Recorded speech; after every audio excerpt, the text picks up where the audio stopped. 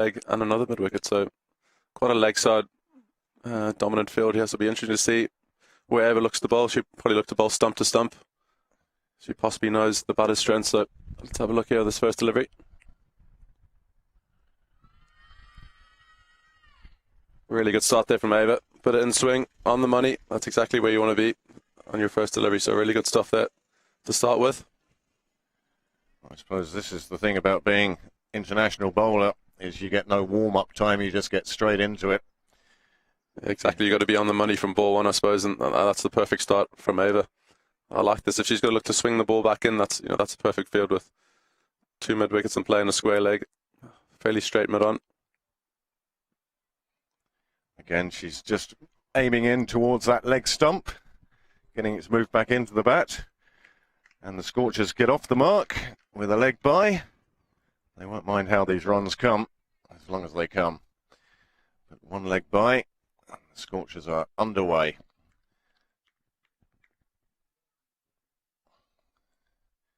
Laura Moritz, as you see, from the Balbriggan Club. Very important player for the Scorchers today.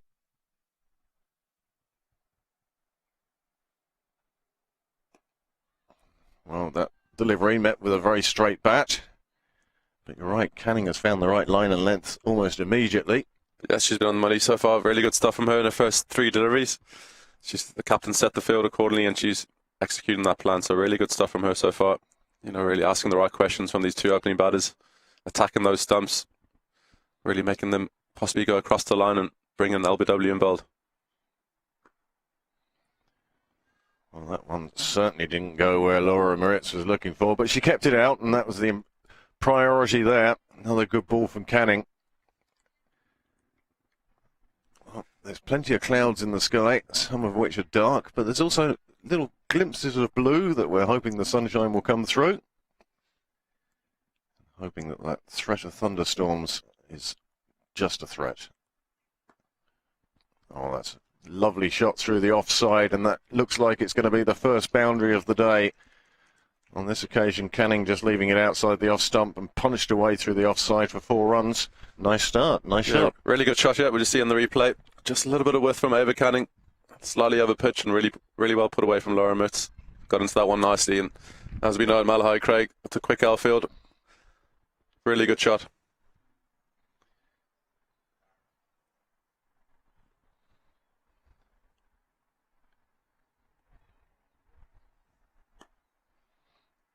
Well, on this occasion, Canning making the alteration. No width on offer for that last ball of the over.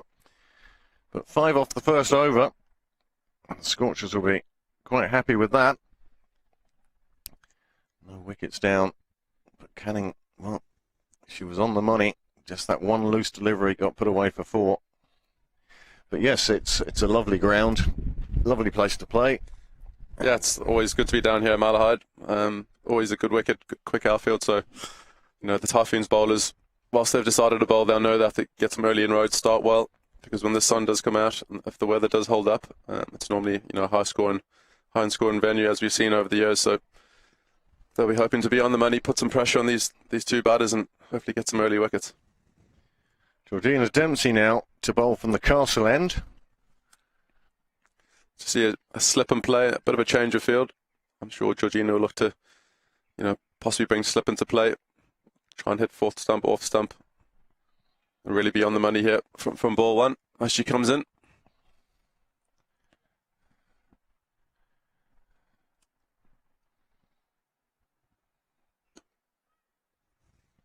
Well, she kind of pushed that one into the pitch. Yes, slightly short of a length. She'll be looking to possibly be a little bit fuller, get the batters driving. Really bring slip into play. I think early on with that new ball, you'd rather be too full than too short, especially if there's a bit of swing or a bit of movement off the wicket.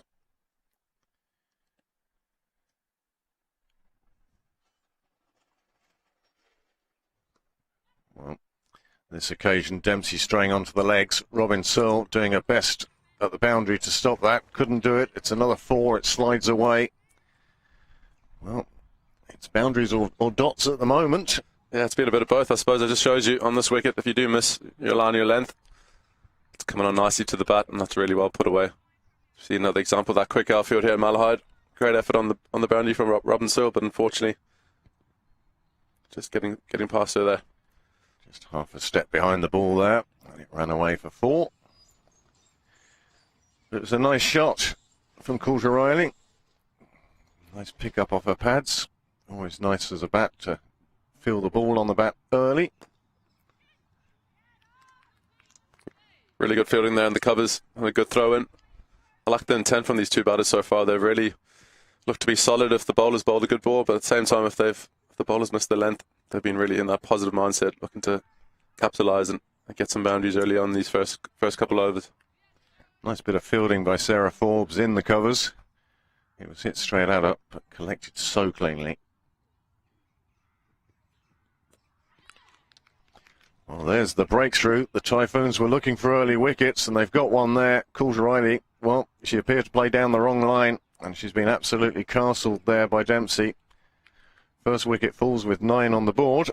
Yeah, that's exactly where you want to be as a bowler, with that new ball on the money, top of off stump, asking the right questions from the batter. Unfortunately for Coulter Riley, that was not doing of her there, but really good delivery there from Georgina Dempsey. She's bowled a few loose deliveries, but that one there, as we just see in the replay coming in, that is the perfect ball for an opening bowler, on the money, hitting top of off. Certainly stump to stump. Stump to stump, literally. Didn't seem to do too much, but a really good length, just coming across the line of it a little bit. Possibly look to hit that one a little bit straighter.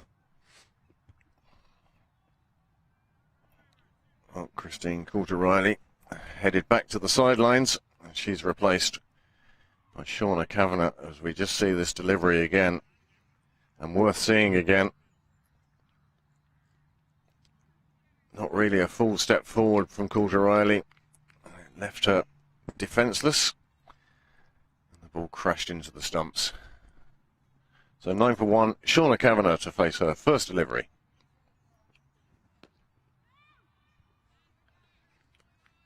Really good stuff here from Georgina Dempsey on the money. I suppose when you get a wicket early on in your spell, you know, your tail's up, confidence is up. It really helps you as a bowler, I suppose, settle the nerves a bit. As Shauna Kavanagh comes to the crease, and one of the experienced players in this Scorchers lineup should be looking to really stay at the crease for as long as she can and really hopefully get a good score for her team today. Well, this is a 50-over game, plenty of overs to go. Oh, little bit of movement back there from Dempsey. Seems to catch the seam. Yeah, I like that line. Good line of length, hitting those stumps, asking the right questions, making the batters try and play as straight as possible. Really good finish there from Georgina, as the Scorchers move to 9 for 1 off their 2 overs. Well, the Typhoons would be delighted with that early wicket. They put the Scorchers into bat, thinking that the overhead conditions, and perhaps early on there was a little bit of dew left on the ground. And, well, it's paid off for them so far. Dempsey making that breakthrough. 1 for 4 from her over. Yeah, exactly. I think if you win the toss and you ask your bowlers to hopefully get some early inroads, sometimes there's a little bit of pressure on them, but they've been brilliant so far. Getting an early wicket. Just 2 overs just gone, so really good stuff from them. They'll be hoping to restrict the Scorchers to a low total and then hopefully chase it down as quickly as possible. As we said at the top of the programme, the Typhoons looking to wrap up this Evoke Super Series 50. Scorchers were the 20-over champions, but so far in the 50-over game, they've yet to win a game, which is surprising when you think of the talent that is in that Scorchers squad.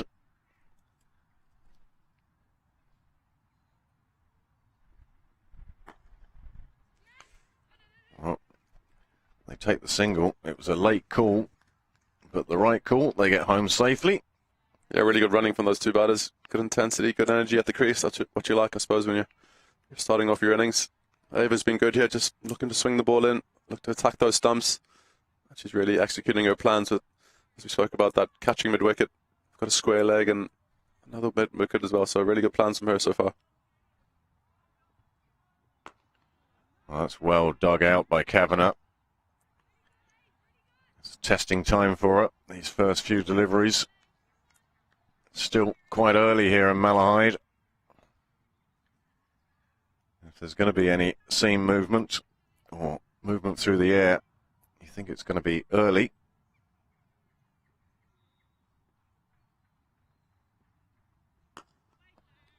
Really well bowled there again, on the money. Top of off stump, just swinging in. That's a bit of a patience game, I suppose, if she can just build this pressure to stay on a good line and length. It's got to put the pressure on the Scorchers batters, you know, inducing probably a shot across the line, or like we saw in that over before. So if she can just keep this pressure up, continue to bowl a good line and length, it's going to be really impactful for the Typhoons moving forward. Canning getting some good movement there. Just had that one loose delivery in her first over that went for 4. But other than that, she's been right on the money. Yep, 100%. She's been really good. As we see this over, just gone for the 1. Plenty of dots. So just keep that pressure on, I suppose, in these first 10 overs. If you can apply that pressure before the field gets spread, that's exactly where you want to be as a Typhoons bowler. Nice and patience. Well, on this occasion, Kavanagh just getting it down to short third, really. They just take the 1. Very good over for the Typhoons, just the 2 singles coming from it. And on that last shot, well, Kavanagh seemed to be just cramped for a bit of room, and all she could do was squeeze it out past the keeper. Bit of a risky shot, I suppose, going against the swing. It's a little bit cramped for room, but so Ava wouldn't mind that into the over, whilst it was just an edge down to third. She won't be too disappointed with that option from Shauna Kavanagh. So we see Georgina Dempsey coming to a second over here. She'd be hoping to do more of the same, what she did in the first over. Bowl stump to stump and ask the right questions here for the batters. Well, coming in from the castle end.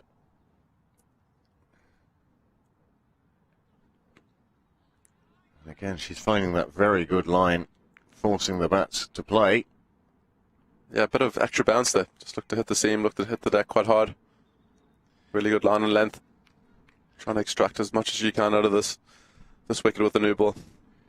Whereas Canning seems to be getting the swing through the air and full pitch.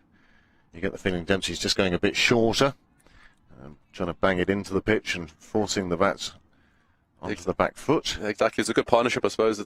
You've got Georgina at one end hitting the deck hard, and then you've got Ava at the other end looking to swing the ball. Well played there from Shauna Kavanagh. Just one down to fine leg. Yeah, it's all about bowling and partnerships, I suppose, keeping that pressure on. Got good skill sets for these 2 bowlers, so we'll be hoping to continue this as long as they can going into this power play. So they're very definitely an opening pair, working well together, complementing each other really. Slightly different styles.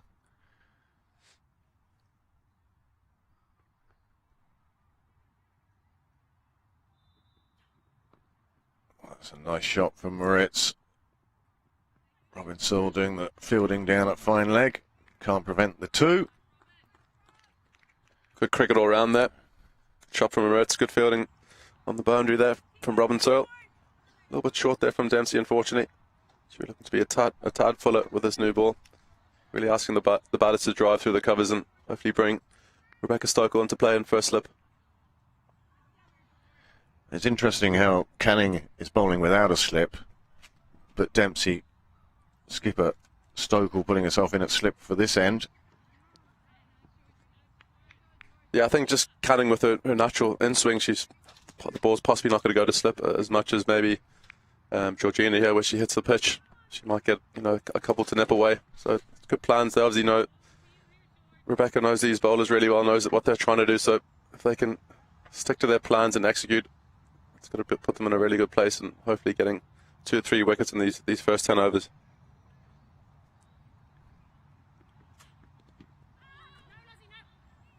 Well, so often we say it, it's very hard to win a game in the first 10 overs.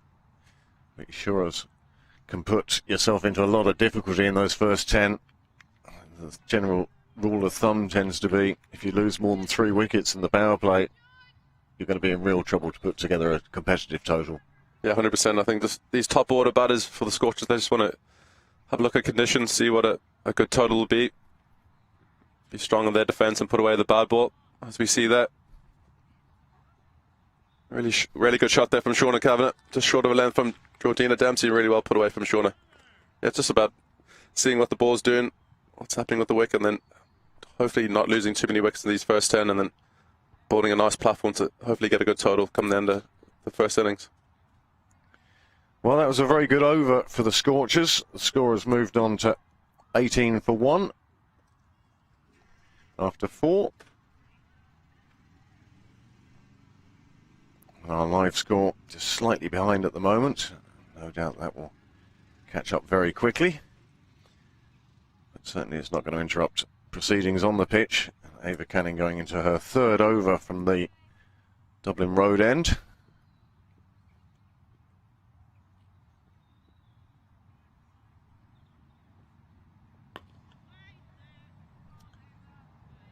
Kavanagh looked playing on the offside where there are just the 4 fielders. Majority of the field set on the leg side with Canning's in swing. I suppose whilst she's got quite a leg side dominated field here, she wouldn't mind Shauna Kavanagh going through the covers, going against that swing, hopefully being able to possibly bowl it through the gate, so she won't mind that option. While she doesn't want to bowl too wide, she won't mind Shauna looking to drive through the covers against that swing, as we've spoken about. Well, you can see Rebecca Stokel has put herself into that cover position. The trap is set, as they say. And on the leg side, Georgia Atkinson in a very similar position.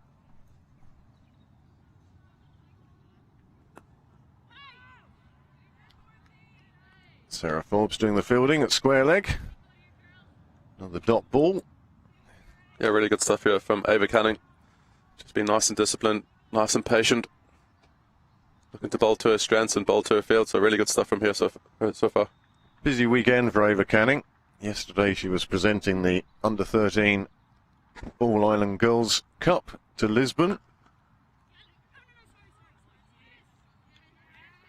Slight miscommunication between the bats, but no damage done. Yeah, there were 2 All-Ireland finals held yesterday in Sydney Parade, home of Pembroke Cricket Club, and it was Lisbon versus Pembroke in both games, the under-15 boys and the under-13 girls.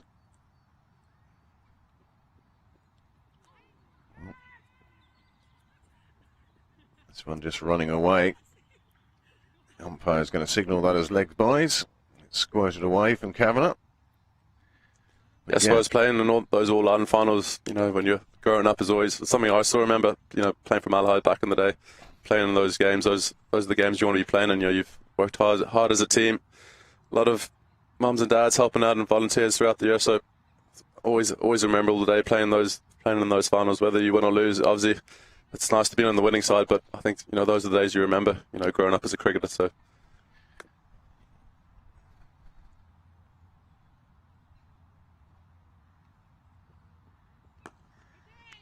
Nicely played out in the offside. They call for the single. Robin Searle, who does the fielding. The single taken without too much concern. Yes, it is a great occasion. It was a super crowd in Pembroke yesterday. The sun was shining. It was a lovely day. But you kind of had to, the under-13 girls, the losing team, you had to kind of remind them that reaching the final in itself was an achievement. They were still champions of their province. You know, they won a semi-final in the All-Ireland, but they were just slightly outclassed by Lisbon in the under-13 girls were Pembroke. But in the 15 boys, it was the other way around. And it was Pembroke who came out on top there. So it was a fair day. Both clubs went home with a cup. Yeah, exactly. No, it's obviously always disappointing to lose the final, but in the moment, you're obviously bitterly disappointed, but I'm sure they will reflect on that in a few weeks' time. You know, getting to an All-Ireland final. It's definitely hard to do, and they've, as you said, you know, won a lot of games throughout the year. So, whilst it's disappointing on the day, well, that's a super delivery. It's taken the edge. It's taken by the keeper, and the second wicket falls with the score on 18, and that is not what the Scorchers were looking for. Well, this was a super delivery from Dempsey into a 3rd over, 6th over of the game, and the second wicket has fallen. Well, that was lovely work. And Jean-Anne Lockton taking the simplest of catches behind. As we just see on the replay here, really good line and length. Unfortunately, just a neck behind, and really good catch there. Great delivery, but a movement away. And a great catch there. Really good stuff. super line. She had to play at that. It was going to hit the off stump if she'd missed it. But instead, all she could do was get a slight edge onto it. And it ended up safely in the keeper's gloves. Second wicket down, 18 runs on the board. And captain Sophie McMahon comes in at number 4 for the Scorchers.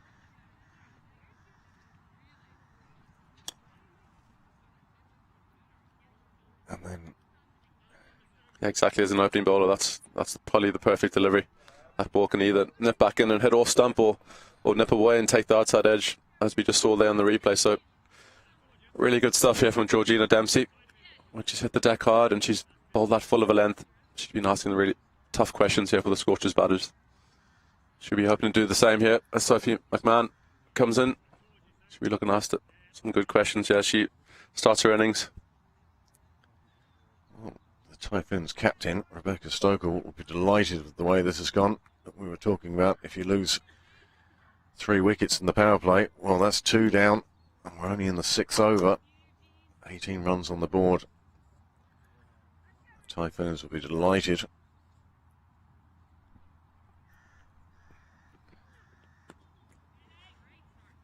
Still just the 2 outside the circle in this power play. Freya Sargent is down at 3rd.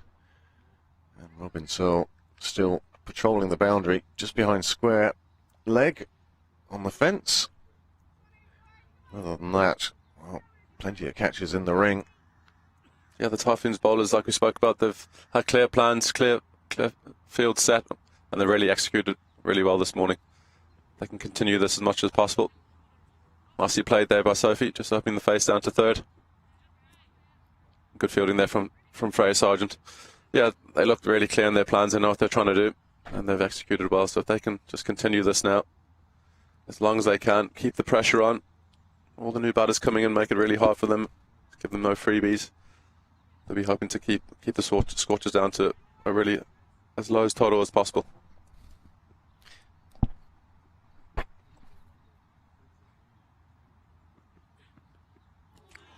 Well, this one going across Kavanagh. A little wave of the bat towards the ball. On this occasion, it just goes through to the keeper. Well, it's bright enough. You can feel that the sun is up there somewhere, trying to break through the cloud cover.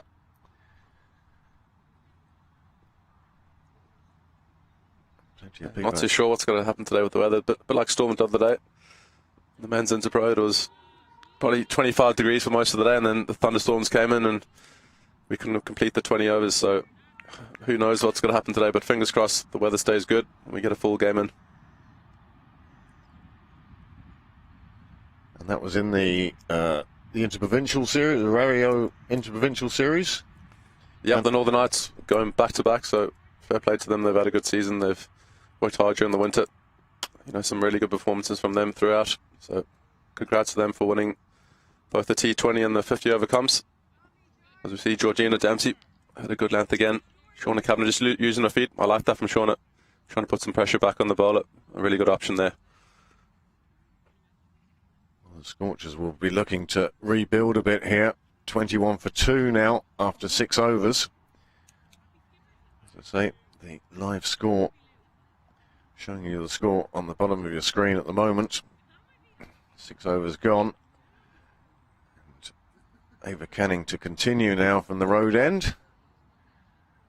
As I say, Kavanagh and McMahon, they're going to look to just slowly build here now. But even in this position, you don't want to go too much into your shell because a wicket could fall anyway. But you need to be positive and take the runs that are being offered to you. Yeah, 100%. You still want to be in that positive mindset. If the bowler does, miss her length, you want to put it away to the boundary. But at the same time, if Ava Canning or Georgina Dempsey hits a good line length, ask the right questions, you want to be in a nice position to defend it. But yeah, so just being in that positive mindset at the same time. As soon as you get a bit tentative, that's probably when a few more errors will come in, and that's the last thing that the Scorchers will want. They're 21 for 2 of just their 6 overs.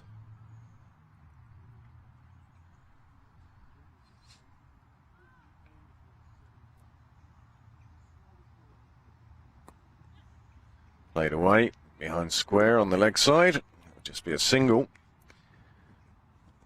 But it is a very positive field set for Ava Canning. Just the one fielder outside the ring. Yeah, there's not too many gaps here in this field, which is really good. If she can just keep bowling stump to stump, make it really hard for these Scorchers batters to piss the inner ring. I think that's what they want to be doing. The Scorchers batters want to put that bad ball away. Really good fielding there in mid-wicket. And good running. Yeah, the Scorchers batters can look to rotate, look to build a partnership. You know, get to the first 10 overs and then reassess. Hopefully, 35 for 2 would be a good area to be, I suppose. 35 for 2, maybe 40 for 2. And then when the spinners come on, they can hopefully rotate when the field spread a little bit more.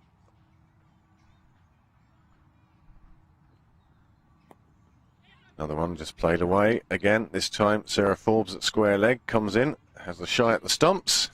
Good running between the wickets. They seem to have a good relationship with these two, communicating well, running well between the wickets these first 3 deliveries. It's like a bit of a tip and run. It's good to see. Good to keep rotating as much as you can. Well, these are definitely 2 of the more experienced members of the Scorchers side. I suppose if they can rotate well, then Ava Canning will possibly miss her length. She'll be under pressure. She'll be looking to do something different. Maybe search for a wicket, and then that's exactly when the bad ball comes. So, really good stuff from these 2 Scorcher batters. They'll be hoping to continue this as much as they can.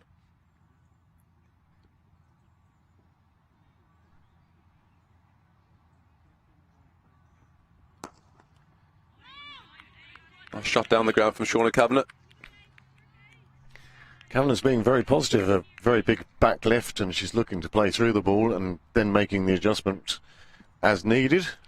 Yeah, exactly. I suppose that's the mindset you want to be in. You want to look for that bad delivery, look to hit a boundary, and then if it is on a good length, look to rotate. So really good stuff from Shauna so far. There it is. Pushed out to Hannah Little in the covers. But you can see Kavanagh definitely being positive. Well, that's the end of Canning's 4th over. She's only gone for 10 runs. And now we have live scoring back on our screens. Run rate of 3.43. And all the information you need down there. 7 overs gone now. Score 24 for 2. Yeah, Ava's been brilliant so far. Sometimes it happens though. You bowl a good line length and you don't get the rewards, and then your partner at the end gets a couple of wickets. So these 2 have been brilliant so far. As we can see, 24 for 2 off 7. They'll be hoping to continue and keep applying this pressure, doing the basics well, bowling to their field, and hopefully getting a couple more wickets. A little bit wide there from, we see a wide there from Paul Reynolds. A little bit too wide from Georgina Dempsey, unfortunately. She would like to be a little bit straighter, hopefully, as she bowls here to Sophie McMahon. Of course, the next question for Rebecca Stokell is, when did she make a change, and will she make a change at one end or a double change? How many of the overs Canning and Dempsey have will they want to hang on to for later on in the innings? Yeah, it'll be an interesting call. I'm sure they'll bowl their 5 overs each, possibly get to 10 overs. They've got plenty of bowling options, so I think these 2 really, as we can see so far, they get a lot out of this new ball, so they'll be hoping to keep these 2 bowling for at least 5 overs, possibly 6. And then when the field is spread, hopefully make those changes. Well, I'm looking forward to seeing Freya Sargent bowl on this wicket. This gets played away defensively to Sarah Forbes with a wayward throw, but Rebecca Stokell doing a fine bit of backing up. Yeah, it'll be interesting to see if there's any spin and play here. Malhide, there's been a bit of seam movement, a bit of swing there, but it has skidded on quite nicely. It'll be interesting to see if spin does come into play as innings progresses. And I'm sure Freya, she's been bowling brilliantly all season. She'll be looking to do a really good job here for her team.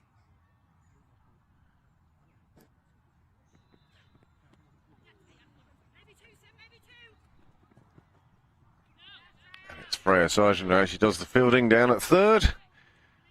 As McMahon takes a single. Nicely played again. Just shows the patience, not feeling the need to throw the bat at the ball, but waiting on the ball and just dropping it down 3rd, take your single. Yeah, really well played. Played it nice and late. Just open up the face of the bat for the 1, as we spoke about, rotating really nicely. I think that's absolute key in these middle overs, especially when the when the field is in, you want to rotate as much as you can. But at the same time, be ready to put that bad ball away. Well, Kavanagh taking a few steps down the pitch, but missing the ball. Plenty of time to get back to a crease. But again, positive intent from Kavanagh. Yeah, positive intent from her. She unfortunately for Shauna, she just hit the field quite a bit this morning. As we can see, she's 3 off 21. She'll be hoping to get a boundary away. She's hit some strong shots, but she just hasn't quite found the gap so far. So she'll be hoping just to hang tight and really put that next bad ball away as best she can.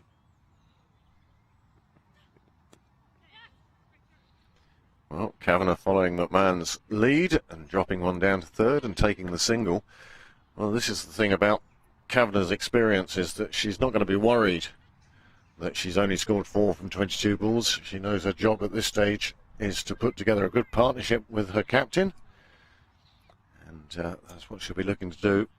Still over 42 overs to go. Plenty of time for the Scorchers.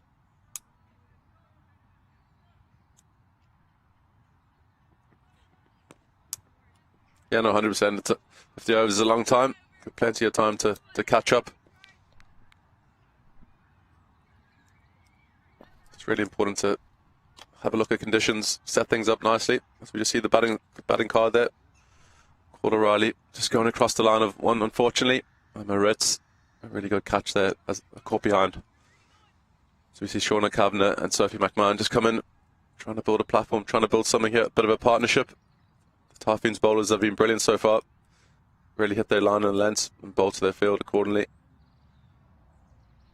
As we see Ava Canning coming into her 5th over. She'll be hoping to do more of the same. Get that bit of in swing. Try and target those stumps. Try hit those pads as much as you can.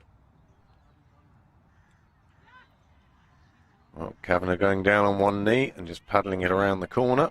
She'll take the single. You get the feeling that these two bats now are just looking to rotate, take singles, not looking for the big shot to the boundary, but more a nudge and nurdle. Yeah, still being positive, but not taking too many risks, I suppose. You know, keeping those wickets in hand. As we spoke about, 50 overs is a long time to bat. They'll be hoping to play low-risk cricket, but still be positive, still look to rotate. They can continue to build a partnership here, hang in tight, and hopefully the Typhoons bowlers will get impatient, and that's when the bad balls will come.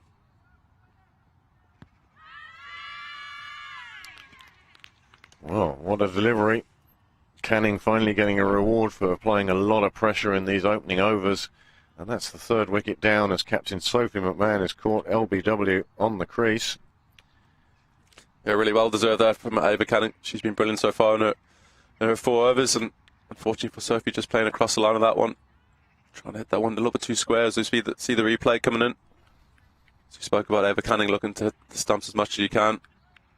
Just see on the replay, unfortunately just missing that one in front of possibly middle and leg, and an easy decision there for Aiden Seaver. Aiden Seaver sees off Sophie McMahon.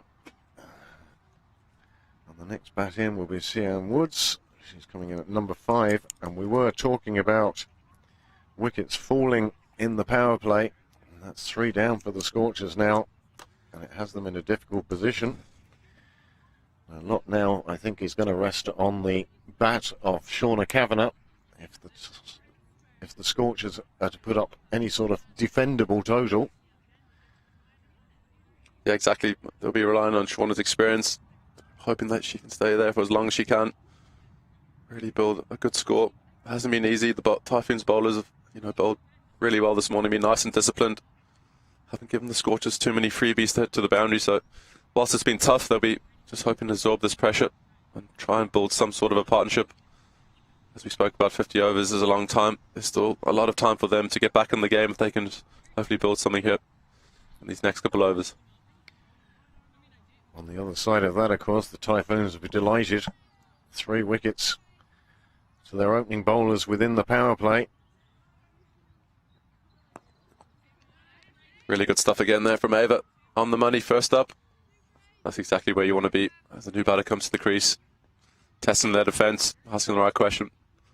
So really good stuff. And I think she deserves that wicket. She's been good so far. Hasn't bowled too many loose deliveries.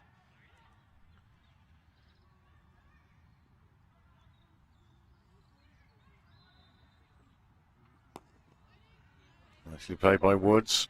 Just looking to set herself in the middle, feel the bat on the ball. Canning, she's getting her reward for what has been very disciplined, tight bowling. It'll be interesting to see if these two bowlers continue, possibly bowl an over or two more than they would have liked at the start of the day. They've been going well so far. I'm sure Rebecca Stoker will be wanting to keep this pressure on for as long as they can. Good running between the wickets. Bit of a misfield there in the covers. I'm sure these two possibly bowl 5 or 6 overs.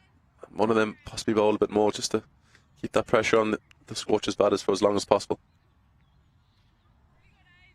Yes, having applied this much pressure to the Scorchers lineup and taken 3 wickets, the temptation must be to keep going with your opening bowlers. Hannah Little doing a bit of fielding in the covers, knocking the ball in the direction of Robin Searle. Can't stop Kavanagh's single. 28 for 3 now. Yeah, I think you want to keep the field in as long as you can, I suppose, and keeping the seam on is going to allow you to do that. I think as you bring a spinner on, and the field is spread a bit for a bit of protection. Might be a little bit easy for these Scorcher batters to hit those gaps and rotate well and rebuild and build a partnership. So I'm sure these two bowlers will be going for another couple of overs. Keep doing what they're doing. Be nice and patient.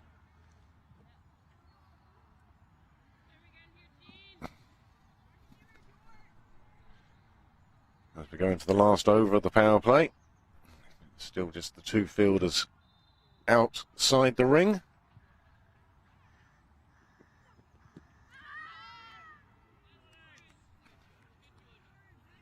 And it may be even outside the power play that Stoker will keep the field as is. It's working so far. Not too much has been pushed through the field. Yeah, exactly. I think if you do keep the field in, you've obviously at the same time got to execute your plans, and these bowlers have done that. You could very easily keep the field in, and the loose deliveries could come your way, but there's a bit of pressure, but they've been good. They've bowled to their field, nice clear plans. Oh my word, what a delivery. And that sees the end of Kavanagh. That one coming back in past the inside edge and crashing into middle stump. And the 4th wicket falls with 30 on the board. Really good delivery there from Georgina Dempsey. As we spoke about, she's hit the stumps really well today. And there's the big wicket of Shauna Kavanagh, experienced player, unfortunately for her. Playing across the one there. One nipping back. We just see on the replay. Really good delivery there from Georgina Dempsey. Hitting that deck hard. Just nipping that one back in. Well, 3 wickets for Dempsey. That's exactly what you want to see as a bowler. Stump flying out the ground. It's always a good sight. As we see the Scorchers move to 30 for 4. She's hit the stumps twice, and the other one was caught behind on one that was going to hit the stumps. So the value of bowling stump to stump really being shown here by Dempsey this morning. Yeah, exactly. That's it. I suppose as an opening bowler with the new ball, those are the dismissals you work hard for during the week. You work tirelessly, work hard, and then it's great to see Georgina get the rewards here today and bowl really well, and see the stumps flying out the ground here at Malahide. Well, Kavanagh had shown a lot of patience. Now all for naught as she's back in the pavilion. It's Genevieve Morrissey now with Woods.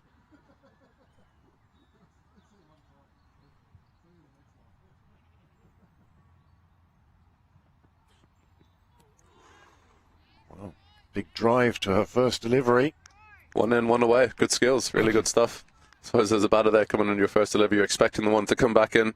It's really good to see Georgina have those skills to do both, be able to nip one back in and then swing the next one away. So really good stuff from her so far. We said it before, but these two bowling really well together as a partnership.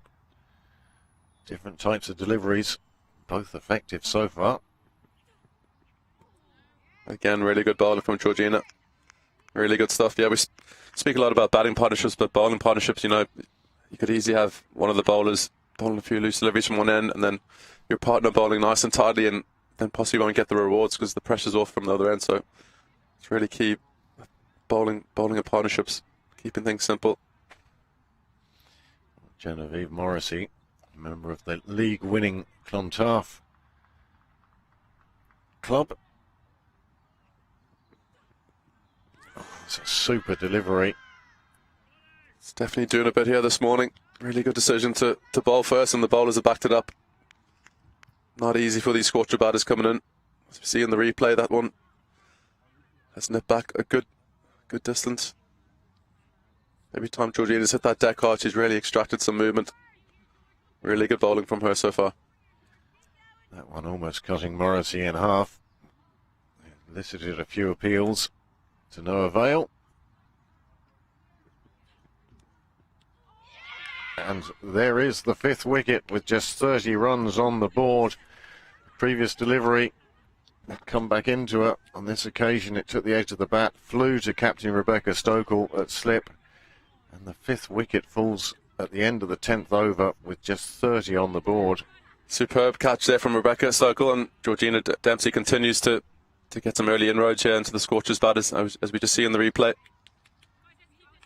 Asking the right questions, bowling full of a length. And a nice nick to first slip. That one moving away. To keep it and make it too easy for her there. A bit of a dummy, but really good. Held the nerve well there, Rebecca Stokell, and really good catch. You know, there's no such thing as an easy catch and first slip these days, so good stuff from her. The value of keeping your eye on the ball and not being distracted by the wicket keeper. It's not easy for these Scorcher batters. The balls, it is doing a lot. You know, from a good length area, some are nipping in, some are nipping away. So it isn't easy, as we see the Scorchers, unfortunately, 30 for 5. Just on the 10 overs gone. Not the place they want to be, but Typhoons bowlers have really been on the money here. Ava Canning and Georgina Dempsey have bowled absolutely brilliantly here for the Typhoons.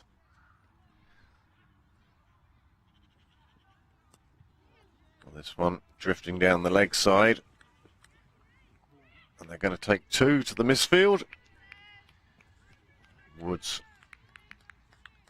adding 2 to her score, 2 to the score of the Scorchers.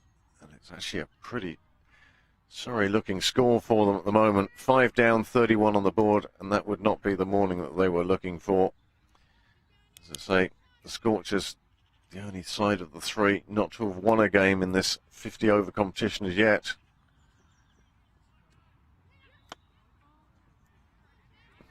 That will be another couple onto the total. The first wide.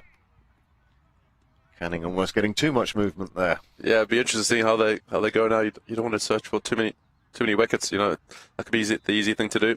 As we see the Scorchers 34 for 5. They've been brilliant from just being patient and hitting a good line of length. There's no need to go away from that now as they continue their spell. As you see, Ava Cannon 1 for 16 or 5.1.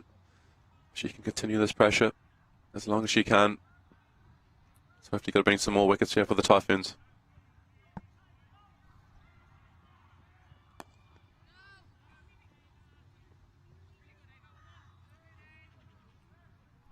I suppose, as we spoke about the partnership, the skill sets, we've got Ava Canning swinging the ball back in.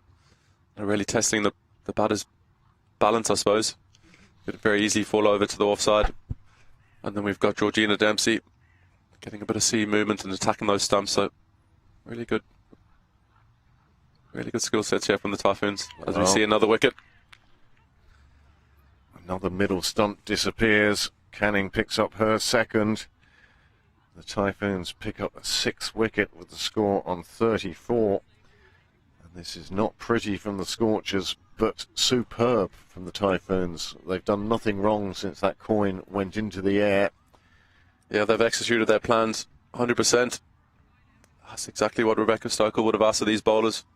Had a good line of length, attack the stumps, and they've done just that. A good reward there for Ava Canning. As we see just on the replay. Using her skills to swing that ball back in.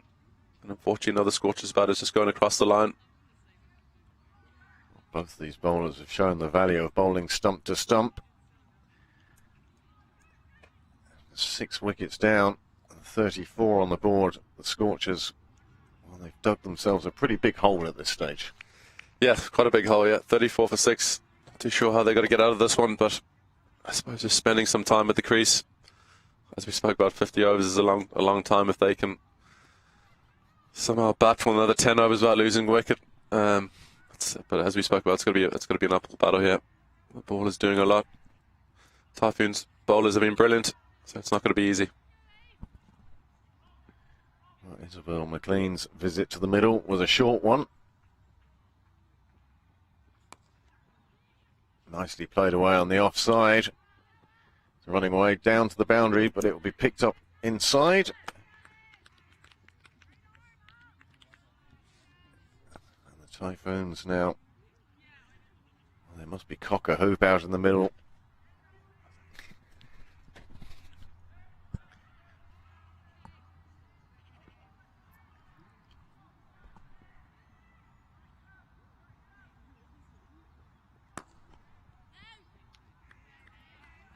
However, one person's misfortune is another person's opportunity.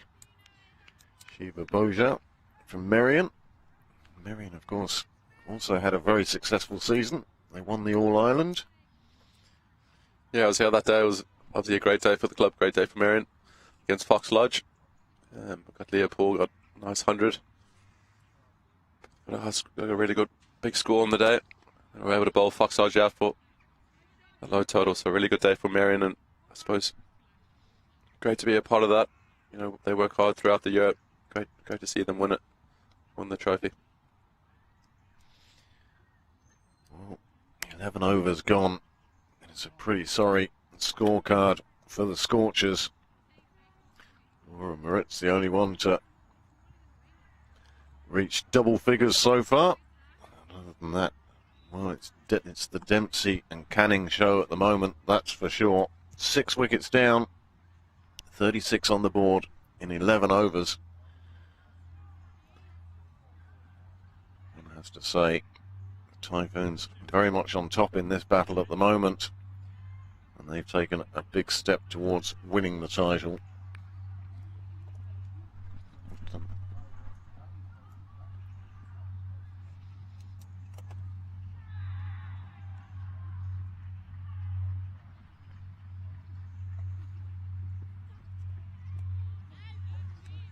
Unsurprisingly, Stokel letting Georgina Dempsey go into a 6 over.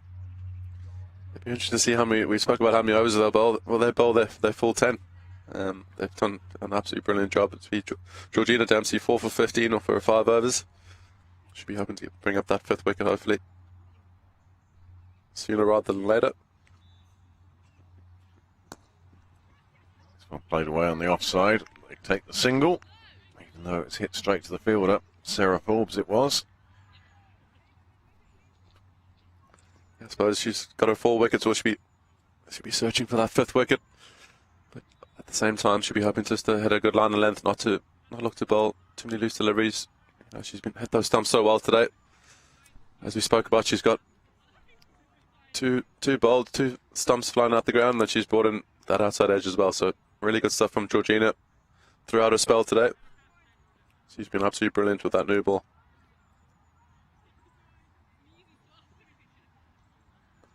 Could be a case made for just, as you say, letting these two bowl their 10.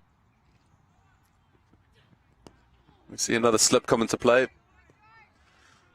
Possibly like a 4th or 5th slip. Slash gully. Really good stuff from Rebecca Stokel. Noticing that the ball's still moving, noticing that Georgina's been good with this ball, bringing that outside edge, and it's possibly going to stop the Scorchers batters, you know, playing that run down to 3rd. So good option from Rebecca, good captaincy. Making the batters look somewhere else to score, so really good stuff. You can see that Georgia Atkinson, it is in that wider slip position. On this occasion, Dempsey just straying slightly down the leg side, and perhaps there is an element of chasing a wicket there now. Yeah, she's probably looking to bowl it. That full Yorker delivery, just getting that one wrong. I don't think she needs to go away from what she's done so far. She's kept it simple. Hit the deck hard on a good length. No need to, you know, search for that wicket. That's where you get it wrong, and that's when the loose deliveries come in. That's exactly where she wants to be, top of middle stump. If the ball moves from there, that's, you know, it's hopefully going to come in through the gate, or if it moves away like we've seen, it's going to bring in that outside edge.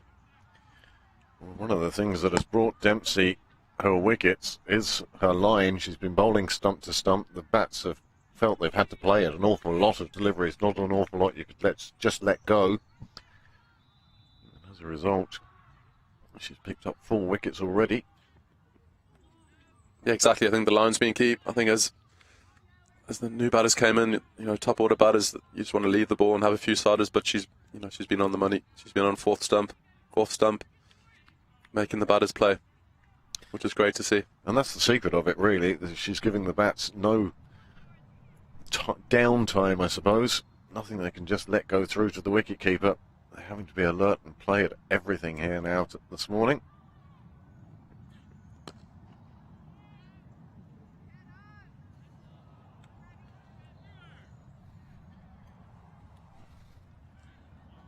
See the Scorchers just move on to 38 for 6.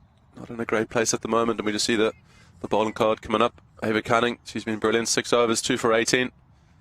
Getting plenty of in-swing and attacking those stumps. And Georgina Dempsey, 6 overs, 1 maiden, 4 for 17. Should be hoping to get that 5th wicket, as we spoke about, sooner rather than late. But these 2 bowlers have been on the money this morning. Rebecca Stokel deciding to have a bowl, and these 2 bowlers have backed it up absolutely brilliantly. You see on the fall of wickets there, they were 28 for 2. Now 38 for 6 after 12. Canning, Stokel's decided to go for the jugular, I think. I mean, yeah, I think that's keep your openers on. That's what you're looking for. Yeah, exactly. I think that's the right option. Keep the pressure on for as long as possible. That's exactly what you want. Keep these 2 going. I'd say minimum of 8 overs, maybe keep 2 up the sleeve, but I reckon one of these will possibly bowl their 10 overs straight through. See in the background the tourist train that goes around Malahide Castle and Malahide, bringing the tourists around. And again, attacking the stumps. Yep, really good line and length. Very few free balls from either of the openers. Yeah, that doesn't mean too many half volleys, too many drag downs. Really good discipline from these 2 bowlers, kept it simple. Really kept this pressure on throughout these 12 overs, as we can see.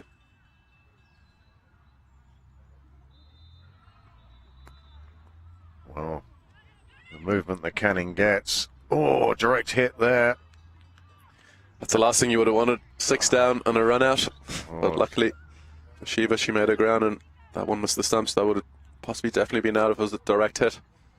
But that's the last thing they would have liked, to go 7 down with a run out. The movement that Canning's getting forced the ball off the inside of the bat. This one's in the air. And Hannah Little it is. Pouches that one, and the 7th wicket falls with just 38 on the board. Well, Woods thought she finally had something to hit. Yeah, not the shot. When you see 38 for 6 on the board, that's not the shot you want, I suppose, as a coach or a captain of the Scorchers. But as it shows you what pressure can do. No loose deliveries. As we see Woods depart there, looking to go over the top and just getting that one a little bit too early, and a good catch there in the covers. She saw the width. Front foot didn't really move across, and that meant that she was underneath the ball. It lifted it out to the circle, the 30-yard circle, where Hannah Little took the catch. And that is the 7th wicket down. Number 9 coming to the wicket, Jane Maguire. Well, the Scorchers would not have foreseen this morning when they went out to the middle to start with. We know that they are missing a few players from their squad today. Polly Inglis having returned home. A few other changes as well. But even so, they wouldn't have expected to see 38 for 7 on the board.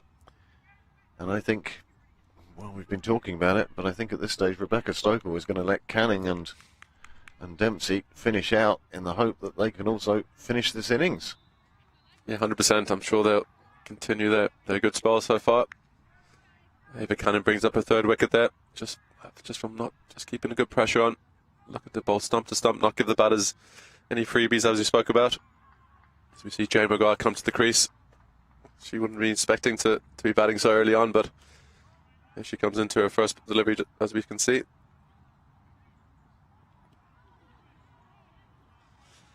Drop catch first ball. That's a little bit of luck you need, I suppose, and the Scorchers would need a lot of luck, I suppose, if they want to get up to a reasonable total, which is going to be an uphill battle, as we can see. Just 3 wickets remaining, but 37 overs in this innings.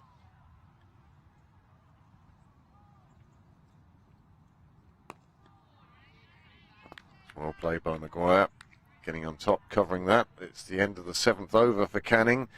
She's now moved on to 3 for 18 herself. Look at those, there's so many dots in that worm so far. Not a lot you can say about that, really. No, it doesn't read too well for the Scorchers, unfortunately. Plenty of wickets there. That cluster of 4 wickets, 6 runs. The Typhoons bowlers have been brilliant, and it hasn't been easy. They've asked the right questions. Yeah, these 2 bowlers hasn't been easy, but unfortunately, some of the Scorchers batters just going across the line of a couple of deliveries and a couple of loose shots, and then unfortunately they see themselves 38 for 7. Wood's dismissal is the first one where we've seen an actual attacking shot that's gone into the air and the catch has been taken. But most of the wickets, bowled, caught behind, bowled, middle stump. It's been a good, tight bowling spell from the Typhoons.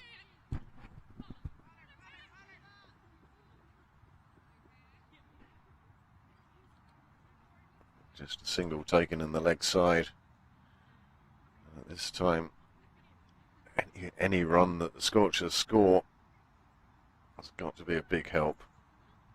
We're in the 14th over, and those of you joining us late, well, first question would be why? You've missed 7 wickets falling in this first 14 overs. First of all, it was Georgina Dempsey picking up wickets, and now Canning also getting in on the act, and they have the Scorchers 39 for 7.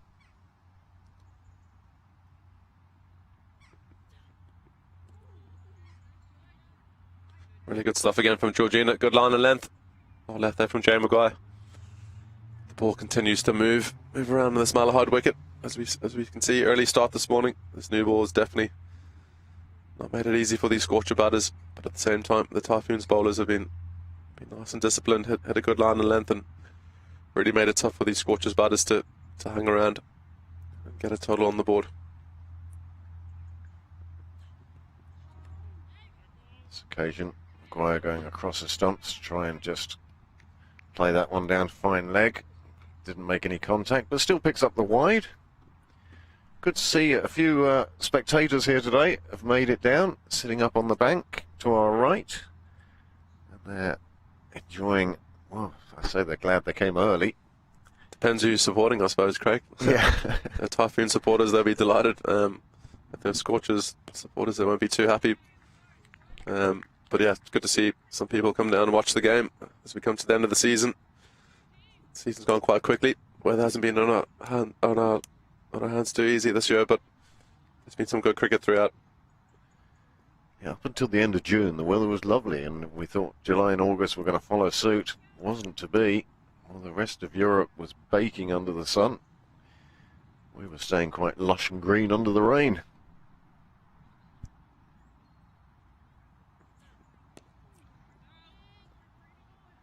Really good length, really good line length again from Dempsey. Been really impressed from her today. Line and length, nice and disciplined. She's been fairly consistent. No loose deliveries, as we can see. 4 for 19 and first 6.4. Absolutely brilliant stuff from her.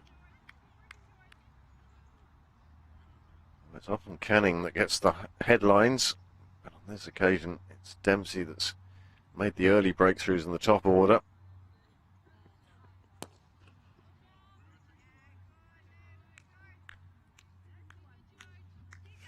Jane Maguire certainly wouldn't have expected to be out there with 36 overs remaining, but so far she's showing a very straight and wide bat to Dempsey.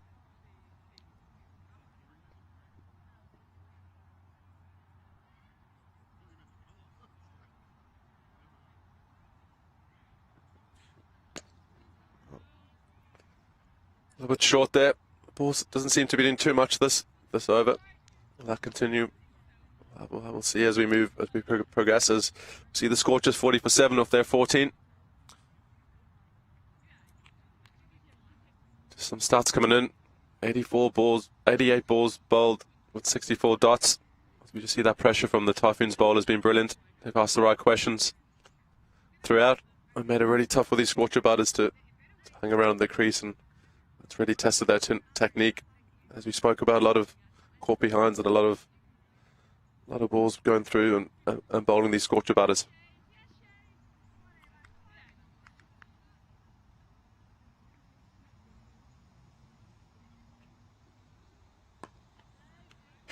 Even as we're coming to the end of the Irish cricket season, still plenty of cricket over the winter. It won't be long before the men's team are off around the UK playing a new look England side in 3 ODIs. Warm-up games, I suppose, really, for the English, with the World Cup just round the corner. Oh, lovely delivery from Canning, skating past the edge of the bat. Dot ball.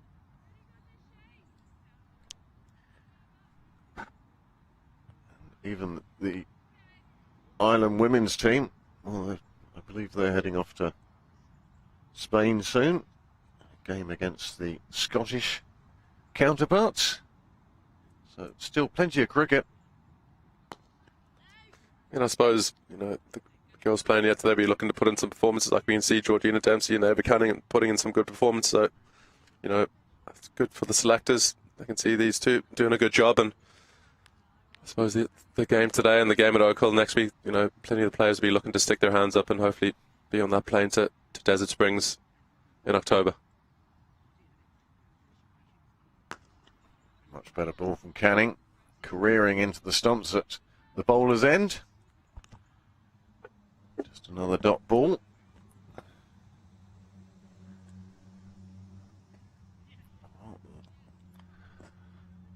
The overcast weather definitely coming in from the south now. Just one blanket of cloud, never a good sign.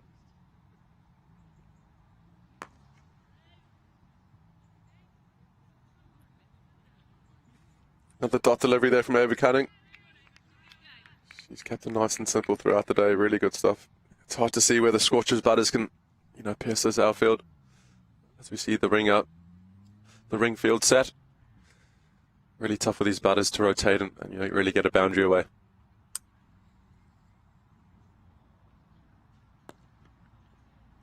That one seemed to stick in the pitch a bit, just hopped up. And against maybe a top order batsman, it may have been a problem.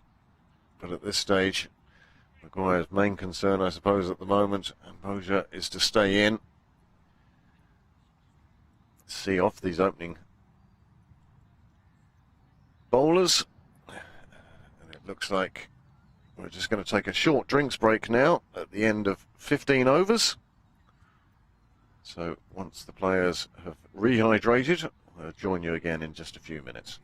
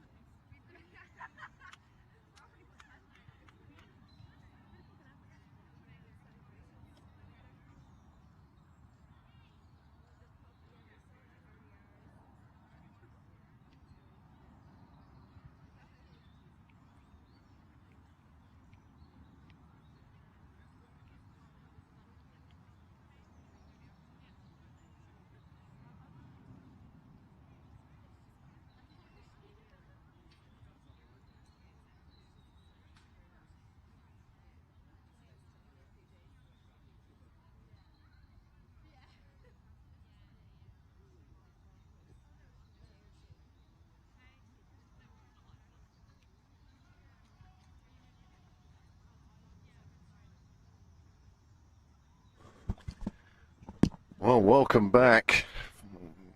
Players just finishing off their drinks break. And to bring you up to date, well, it's the Typhoons' day so far. They won the toss, they put the Scorchers in, they were looking for early wickets.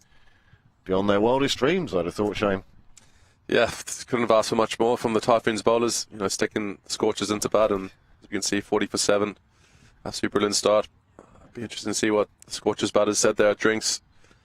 As we spoke about, there's so much time left in this game, 35 overs left. They'll be looking just to spend some time. They're in obviously a big hole here, but they can spend some time, and I think if they can, I don't know, look to get over 100. They'll obviously bite your hand off at that right now, but yeah, it's gonna be quite tricky for these Scorcher batters. The Typhoons bowlers have plenty of options in hand, and Ava Canning and Georgina Dempsey have been brilliant from both ends here this morning. Well, with the drinks break, it could be we're about to see our first change of bowling. First time we'll see a third bowler, and it's to be Alice Tector from the Castle End. It's always a nice time to bowl, I suppose. We're coming on in the opposition of 40 for 7. It's nice to get the ball, you know, come in and just do your thing. Try to repeat what the two opening bowlers did. It's great to see Alice playing. She's worked hard during the winter, and great to see her do well for the Typhoons in her first season. She's having a fine first season as well.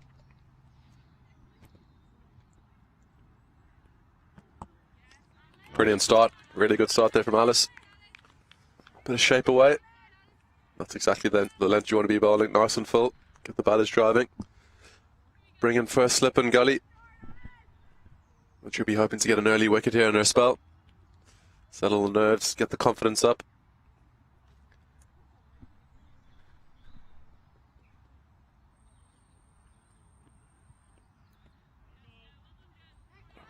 Getting a little bit too much swing there on that occasion. Started it outside off and it just kept going. And umpire Paul Reynolds signalling wide. Yeah, so often first change bowler, you're bowling at the top order. It's not often you come on as first change and you're bowling at 8 and 9.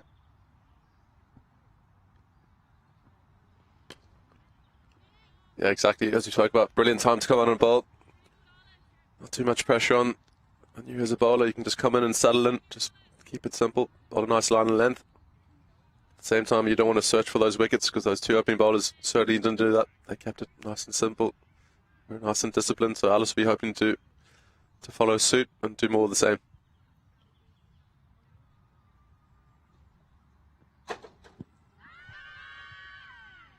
Shake of the head from Reynolds and a firm not out for the appeal.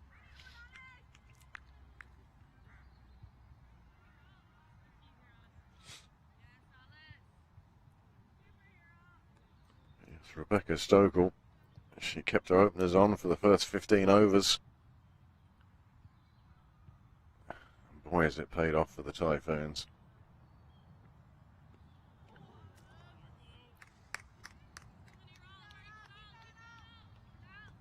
Maguire threw a bat at a wide one. Not making any contact, and Paul Reynolds adding the run to the Scorchers total. It's good shape on, yeah, for Alice, but unfortunately that last one a little bit too wide. She'll be hoping to start that one a little bit straighter. Good signs that there is shape, but you don't want to be too wide, offering up width to the batters. That's the delivery there from Alice. I suppose it's good for Alice, you know, as a young player playing with so many experienced players. You know, a lot of players have played for Ireland over the years. So it's great for her to be able to play in such a, you know, a dominant team and settle in and hopefully grab a couple of wickets here in her spell.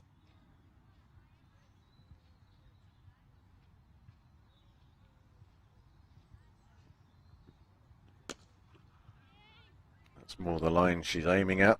That fourth stump just outside off, bringing Maguire across her stumps. You see, Jay Maguire 0 or 12, but that's she wouldn't be too worried about that right now. As we spoke about, they just need to spend some time. Obviously, look to be positive and score, but the key thing is spending some time at the crease. There's not many Scorcher batters have been able to do that today. 14 another wide here from Alice. She can just look to hopefully, I think when she gets a bit floaty and doesn't complete her action, that's when she bowls those wide ones. When she completes her action, she bowls a little bit straighter, and that's where she wants to be. A little bit brighter here as the sun does its best to burst through this layer of cloud. Much better ball from Tector on this occasion. Wrapping into the pads again. So first over out of the way. No runs off the bat. Just those 3 wides onto the total. But not a bad start. She's still getting good movement there. Yeah, not a bad start there from Alice. Just a couple of wides and that over. But good signs. There's still movement there for her, which would be really positive signs for her moving forward if she can just get that line a little bit straighter. That's exactly where she wants to be. Be interesting to see if we have another change here, as we do. Well, remaining with pace at this stage. Sinead Thompson will take the ball at the Dublin Road end. Yeah, it's good to see that the left arm seam of Sinead Thompson. She'll be looking to come in and bring that ball back into the Scorchers batters. Hopefully there's some swing on play for her. So a really good option here from Rebecca Stokel. Good to see these 2 young players being given a chance here today with the new ball. They'll be hoping to follow suit of the 2 opening bowlers and do a similar job. Well, Rebecca Stokel, in conjunction with the bowler, setting the field.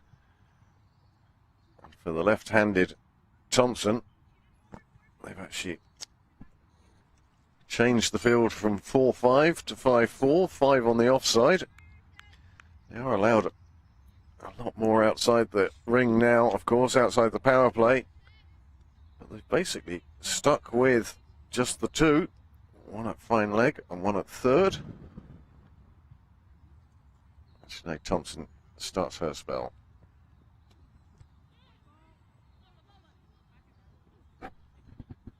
That one a little bit too straight, unfortunately. Slipping down the leg side. Should be hoping to settle the nerves. Just hopefully hit a good line and length. Keep things nice and simple. I think it's key starting your spell well. You know, the last thing you want is the first couple of deliveries going for wide. Especially as a young player, you'd be hoping to settle in into a nice line and length. Sinead Thompson under 15. Much better delivery. That's what she wants going across the right-hander. Hopefully trying to bring her captain into play at slip. Yeah, I think as a left-arm seamer, you've got LBW if it does swing it back in, and if it doesn't, if you're on off stump, it brings that outside edge into play. So that's where you want to be as a left-arm seamer. There's not many left-arm seamers around, so it's always good to see a young player coming in.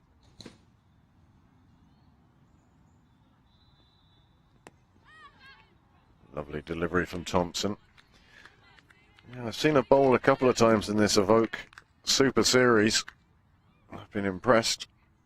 As you say, left-arm seamers, well, they're considered to be worth their weight in gold these days in both the men's and the women's game. So it could be that Thompson has a long and storied career ahead of her.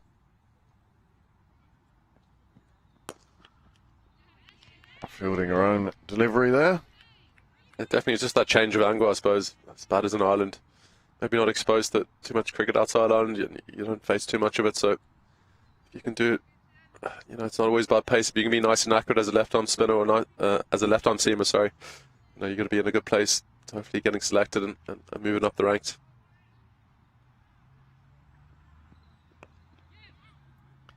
Nicely played away. Just waited on that. Pushed it away. As Jane Maguire gets off the mark off her 17th delivery, as we spoke about, she just hung around there nicely. Not too worried about scoring too much at the minute. Plenty of time left. It's much better length from Sinead Thompson. Went down the leg first delivery, but since then she's been pretty much on the money, so really good stuff from Sinead. I was in a conversation the other day with another bowler, and we were saying that, well, so long as you put it in the right areas, on many occasions, how many times do batsmen get themselves out rather than bowlers getting them out? So if you put it in the right area, you're giving the batsman a chance to play the shot, and just as this game was getting to a very interesting stage with the change bowlers on. We now reach the situation whereby rain is now belting down,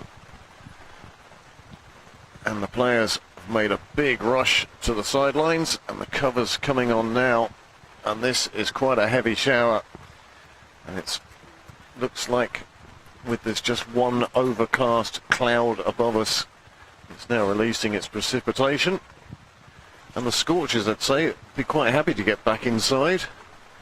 Yeah, I'm sure they'll be delighted with this rain break. Not too sure how long it's going to be down for, but the rain seems to have come down quite heavily here at Malahide, unfortunately. Pretty much out of nowhere. But no, the Typhoons bowlers have been brilliant so far. Scorchers in a bit of a hole at 46 for 7.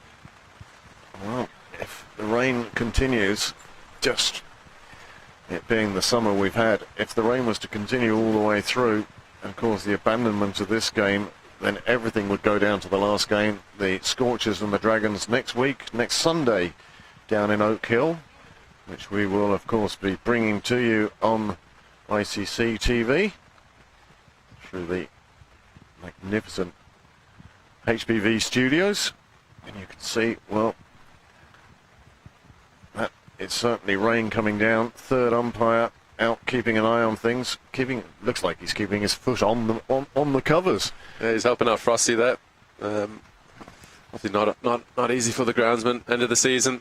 Possibly not too many volunteers helping. So, but no, the rain unfortunately is coming down here at Malahide. As we see more covers coming on. The Typhoons will be hoping that this rain goes away fairly shortly and they can get back out there and hopefully get these next 3 wickets and hopefully chase down this total, so we don't have to go into the last game next week.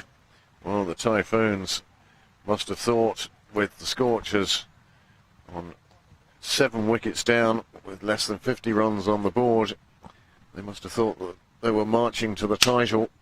And in true Irish weather terms,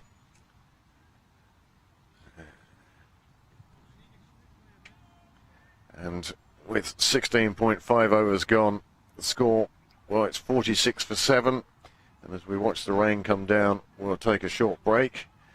And should conditions change, we'll either bring you an update or, more hopefully, we'll get the players back on the pitch. But for the moment, from Shane Getgate, myself, Craig Senior, we'll say thank you for joining us, and we'll talk to you again soon.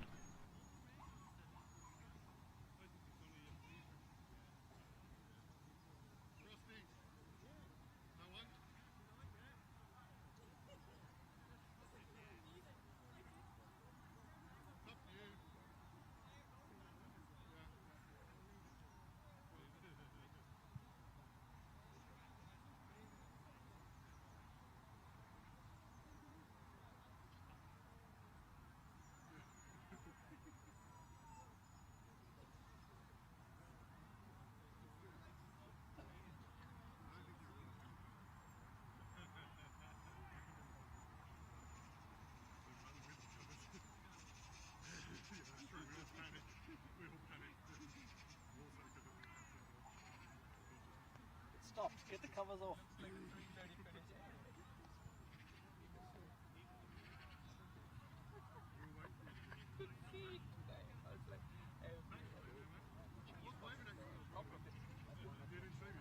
Sean has it back in, and then Sean is one looks like he's swinging away. Yeah, and then just nip back in off the wicket. And all her wickets are nip backers except for the wide one. As is one wicket away though. Well, nip again, sorry. Nip off the wicket, off the surface, not much swing. But away as if they do else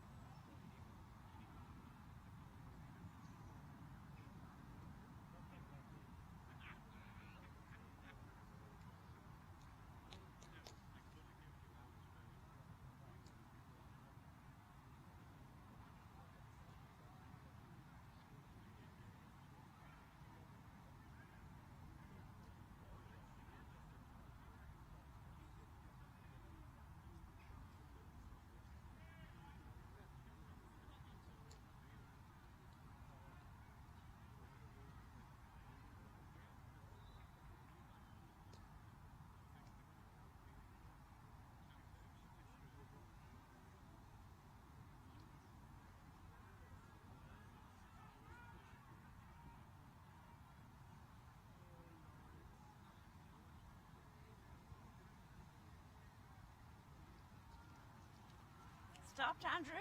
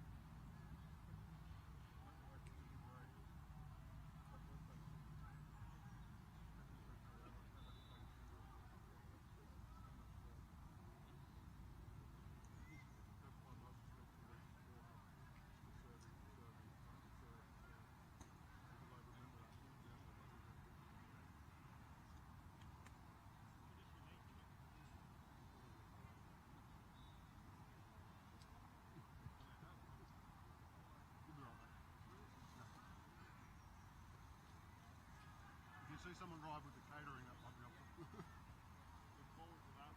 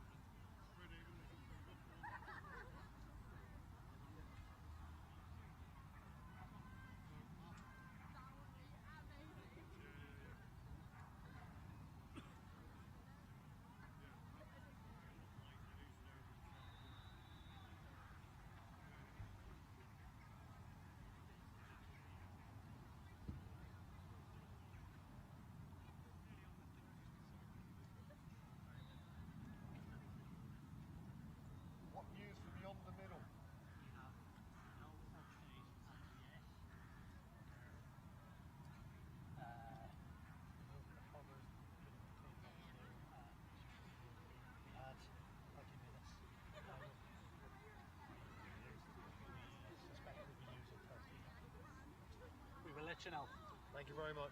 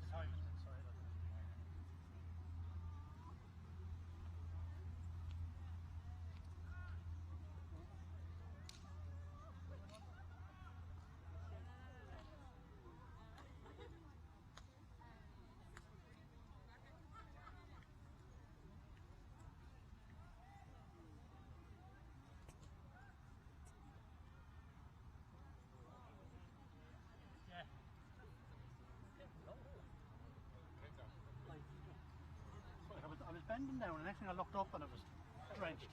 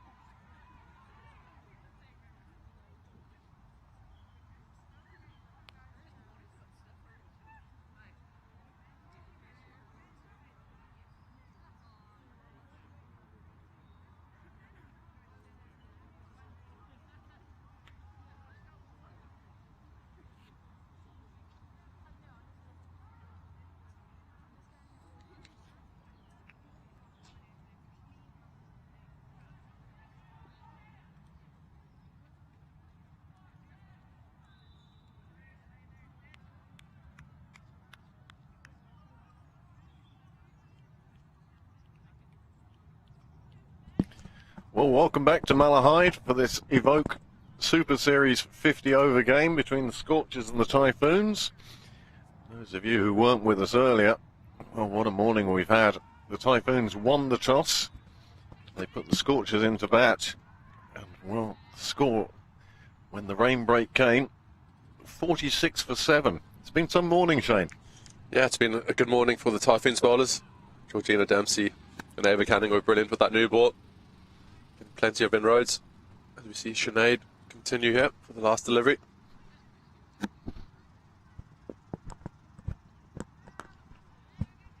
Stuff from her. She completes her first over. Yeah, really good work from the Typhoons bowlers. Electing to bowl first. The bowlers have backed that up. They've been nice and disciplined. Had a good line and length. And it made it really hard for these Scorcher batters to spend any time at the crease. Ava Canning with 3 wickets, Georgina Dempsey with 4. And now Rebecca Stoker has turned to her first change bowlers, Alice Tector and Sinead Thompson. They'll be looking to wrap up this Scorchers innings as soon as they can. Just 3 wickets remaining, and yet still plenty of overs to be bowled. Shane Maguire, Shiva Boja, 2 bats in for the Scorchers. And it's Alice Tector now from the Castle End.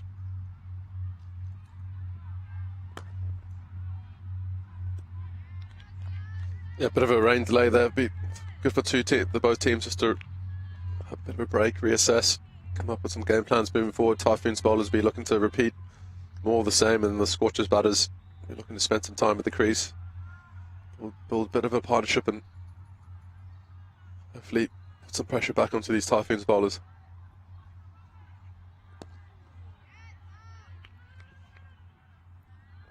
Slight miscommunication. Jay Maguire thought there may have been a single on offer. It wasn't to be. Another dot ball. See quite a heavily packed offside field here. Going to slip and play in a second, third slip, just one mid-wicket and a fine leg. So Alice is looking to use that shape at a away swing and just hang it outside the off stump.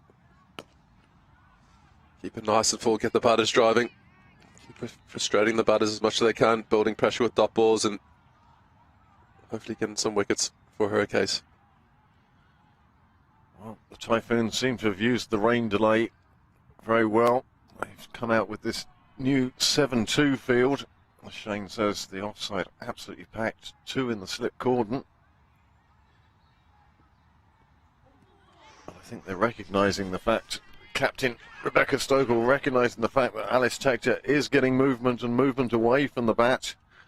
And that's why the offside is the favoured side at the moment. Yeah, it's good plans here from Rebecca Stokell and Alice Tector, realising her strengths of moving the ball away from the right hand and packing that offside field. But at the same time, you don't want to get too straight because there's only 2 on the leg side. Another big swing from Maguire, just outside the off stump on this occasion. This is a good over from Alice Tector. No runs off the bat yet. Yeah, really good start here from Alice. Sometimes after a break you can get a bit stiff sitting around and you can switch off a bit. Rain delays are never easy, but it's great to see Alice on the money here and ready, bowling to her plan. You can see that away movement, meaning Maguire had to move the bat a long way away from her body to get it onto the ball. But that's the end of a maiden for Alice Tector. And the Scorchers, well, I suppose their delight will be at not having lost a wicket in this over and 1 ball that we've had since the rain delay. Yeah, exactly. The 2 batters will just be looking to spend some time at the crease. As we spoke about, there's so much time left in this innings. Just losing the 1 over, 49 over side. But if they can hang around here, put some pressure on these 2 young Typhoons bowlers. Whilst it hasn't been easy, there has been many freebies. The longer they can stay at the crease, it's hopefully going to get a little bit easier for them to bat and get some sort of total on the board. Thompson also bowling with a heavy offside field. 6-3 split. Left armour, of course, pushing the ball across the right-hander. She'll be looking to bring one back through the gate, possibly. But at the moment, just getting her line and length. Tough for the Scorchers bats at this stage as well. These 2 wouldn't have expected to have been in this early. Having to rescue this innings for the Scorchers. Nicely played away in the offside. Hannah Little with a bit of fielding, keeps it to a single. That's the first run off the bat since the rain delay. And it was a strange rain delay. We went from no rain to torrential downpour within seconds. But it only lasted a couple of minutes, so hopefully the ground hasn't been affected too much. Yeah, the drainage is normally really good here in Malahide. Frosty has done a great job over the years. So hopefully the rain stays away and we can continue to have a good game on our hands. Whilst the Scorchers are in a bit of a hole here, they can look to bat some time. It's not going to be easy. The Typhoons bowlers have been brilliant today. But if they can put some pressure on these 2 young Typhoons bowlers, spend some time at the crease, chip away at that total. Hopefully, they're probably looking to take it in 10s and try and creep up to a total over 100.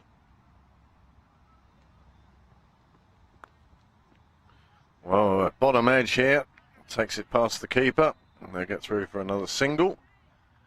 But certainly another miss hit, and that will give some encouragement to Thompson.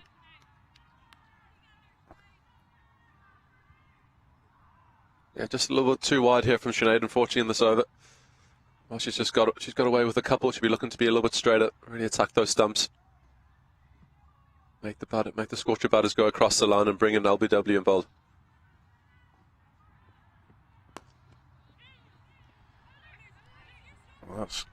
Oh my word. That's a superb piece of fielding by Atkinson. She's there specifically for the catch, but as a byproduct, well, she fielded it cleanly, took a good aim, threw down the stumps, and that's the 8th wicket down with just 48 on the board. Yeah, that's the last thing the Scorcher batters would have liked. A run out. 48 for 8. Nice direct hit there. Great fielding from George Atkinson. Well, that's Really good fielding. Direct hits are normally always out, and unfortunately, Shiva, that sees the end of her innings. Well, she makes her way back to the side, and it's Amy Maguire now, coming in at number 10. Pushed away on the leg side, her partner called her through, and just complete aim. Nobody at the stumps to collect the ball, so it had to be a direct hit, and it was, and that sees the 8th wicket fall with just 48 on the board.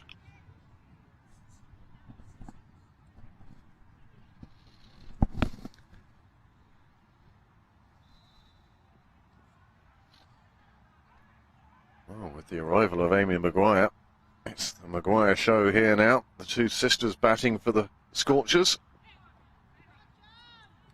Straight away, Jane Maguire showing her sister how it's to be done.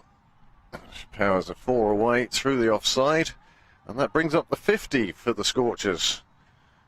Yeah, really good shot there from Jane Maguire. Bit of width on display from Sinead, unfortunately. You see on the replay. Just getting her hands through the covers. Firmly hit. You see the Mallard outfield. Still fairly quick even after that rain delay. Really good shot there from Jane. Well, 52 for 8. And that's 20 overs gone now. We're just into the last 30 overs of this innings. And, would it be a help or a hindrance battering with your sister? Always a tricky one, I suppose. Yeah, you wouldn't want another run out here. It'll be quite a quiet family dinner this evening. So hopefully these two can bat well together, put on a partnership. See Alice Tector coming again. Slightly over pitch there, but still that's that swing on play. I just think with this field 7-2, it's great that they've got a plan in place, but I still think that you want to start that line. North stump, fourth stump, bring on that outside edge. Be great for Alice to get a wicket. No tally here. She just comes into her 3rd over.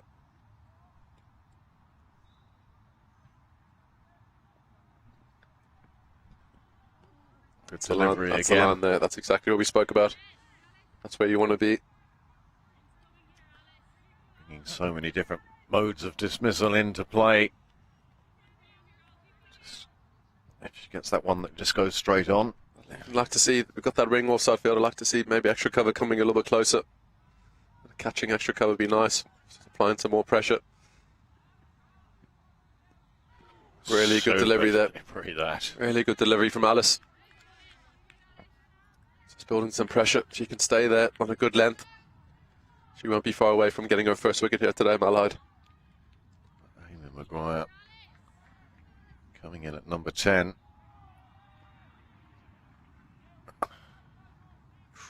And that has not missed by much. Slight overcorrection from Alice Tector. Allows them to get through for the single.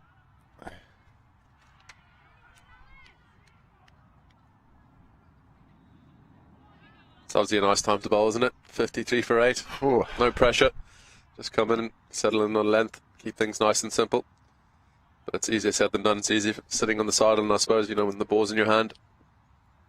You can very easily just search for a wicket or two, but hopefully, for Alice's sake, she keeps things nice and simple and just does the basics as well as she can. Well, I do have to say, from my own point of view, I've become a much better player since I stopped crossing the rope. It's far easier from this side. All the different angles to watch on. Oh, Oh, that's a good decision from Reynolds. Jane Maguire didn't really get a bat down to that, and the ball, well, Tector was getting that movement again, and that's what did Maguire. Yeah, just done Jane Maguire there. Unfortunately, she was probably lining up for that ball going away. You know, Alice has been hanging the ball outside the off stump, and that one there, just a little bit straighter. Unfortunately, we see another Scorchers batter just going across the line and missing that one. An easy decision there for Paul Reynolds. We just see on the replay now. Nice full delivery from Alice. A fairly easy decision there for Paul Reynolds. Jane, unfortunately, missing that one in front of the middle stump. Great to see Alice get her first wicket here today. You saw Jane Maguire's body language just after that had hit her. She was well aware of the difficulty she was in, and it just needed the confirmation from Reynolds to send her on her way. Yeah, sometimes you just know about it. If you miss one and it feels fairly out, you dread that finger coming up from the umpires, and unfortunately, that sees the end of from Jane's innings. As we see Hannah Little and Pembroke coming into bat. 53 for 9. It's certainly been the Typhoons game so far. Rebecca Stokel has yet to put a foot wrong from the moment that the coin came down. Everything has gone the Typhoons' way. Great opening spells, as we were saying, from Canning and Dempsey. They picked up the first 7 wickets.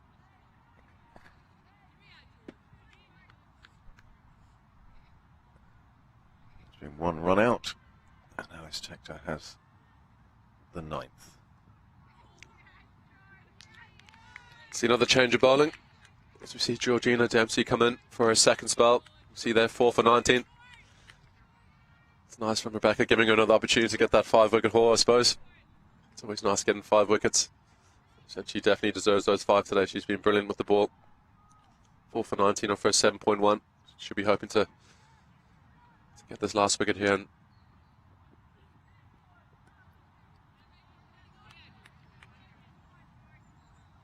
well, that is one of the effects of that rain now. Bowlers wearing studs will have to clean them out. The mud will just stick to the sole of their shoes. And for bowlers, vital that you get that steady footing in your delivery stride.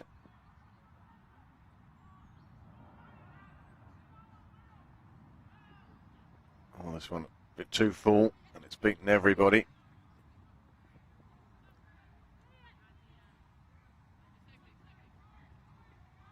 Well, it's signalled as a no ball. 5 onto the Georgina total. possibly just trying too hard yet. Maybe quite slippery on the footholds. Just getting that one slightly wrong, unfortunately. A free hit now. The Scorchers batter. She is certainly aware that she's on 4 wickets. She really would love to pick up that 5th for the 5-foot. But she'd be better off doing what she did in her first spell, which was put it in the right places and let the bats make the mistakes. Yeah, 100%. It just looks like she's trying a little bit too hard here, definitely. Trying to repeat her first spell. What she did so well in that first spell was keep things simple, be nice and disciplined, not try too much, and it just looks from this end, she's probably searching for that wicket, you know, trying to bowl full and straight, trying to bowl that York delivery. She can just go back to what she did in that first spell, top of off stump. It's going to put her in a better place in terms of getting that 5th wicket. It's in the air. Lou Little takes the catch. It's off the free hit. Gets the ball back in quickly in an attempt to run her sister out at the wicket-keeper's end. But they got through for the single.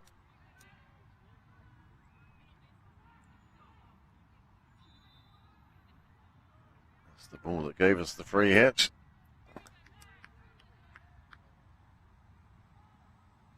Now Dempsey will be bowling to the number 11, Hannah Little.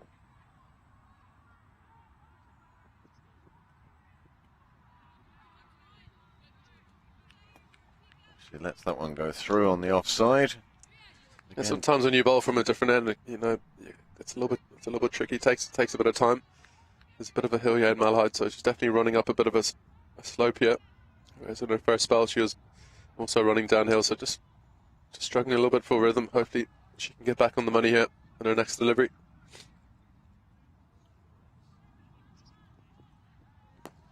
Much better delivery. Well played though by Little. Plays it out once again to her sister, Louise, and the covers. Scorchers have now reached the heady heights of 60 runs. It's just those 9 wickets down that really the Typhoons will be concentrating on.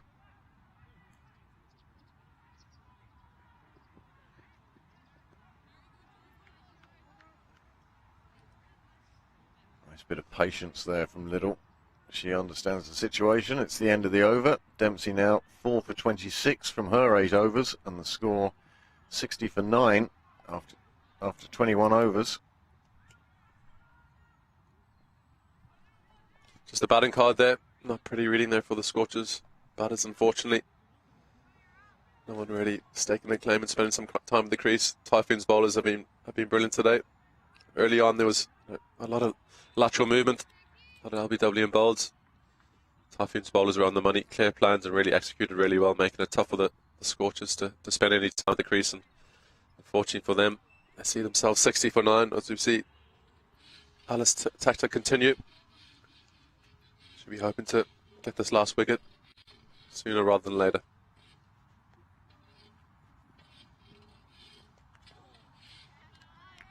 Amy Maguire seeing the width, went after that one. Unfortunately didn't make contact.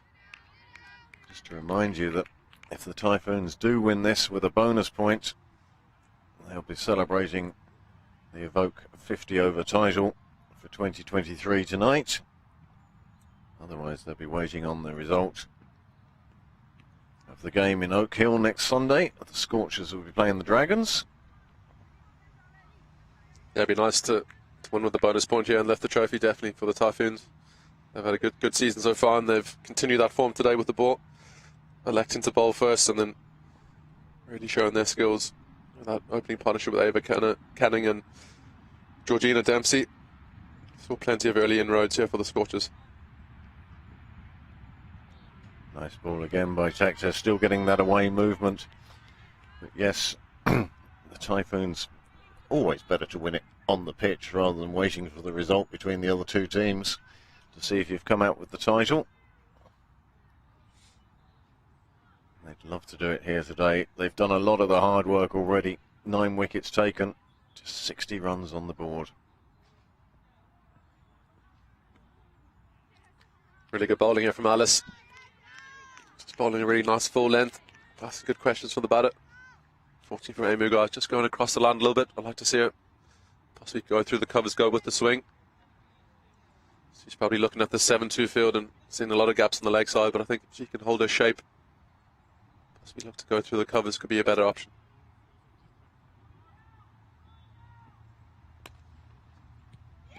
Well, that's what she tried to do, try to go through the ring on the offside, but instead all she's done is lift it to Georgina Dempsey. It's another wicket for Alice Tector, and the final score for the Scorchers, 60 all out in just in the 22nd over. Yeah, really disappointing from the Scorchers' point of view. 60 all out, that's not what you want. You come here to a 50 over game. Really good bowling there from Alice Tector. Nice and disciplined, and she's wrapped up the Scorchers lineup there.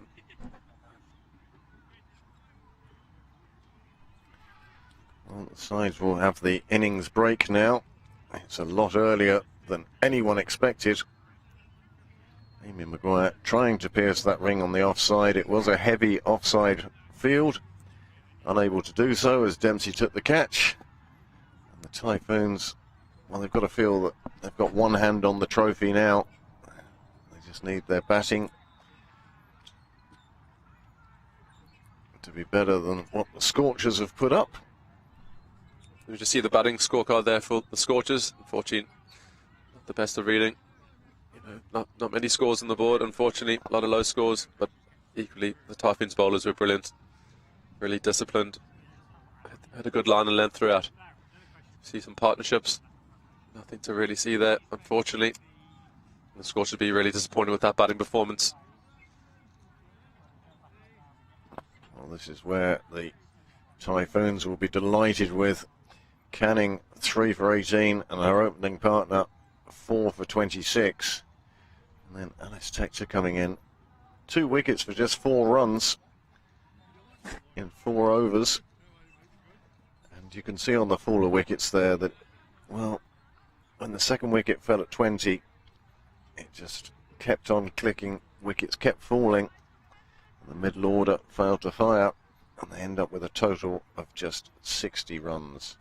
The Scorchers will need 61, not only for this match, but I suspect for the title as well. They'll be looking to get there, having lost as few wickets as possible, pick up the bonus point they need, and then they could wrap up. We could see the trophy presented today if things go well for the Typhoons in this second innings. Well, at that stage we'll take a short break as the innings break continues, and the wicket getting a slight roll. So we'll be back and join you in just a few minutes for the second innings of this Super Series Evoke 50 Cup between the Scorchers and the Typhoons.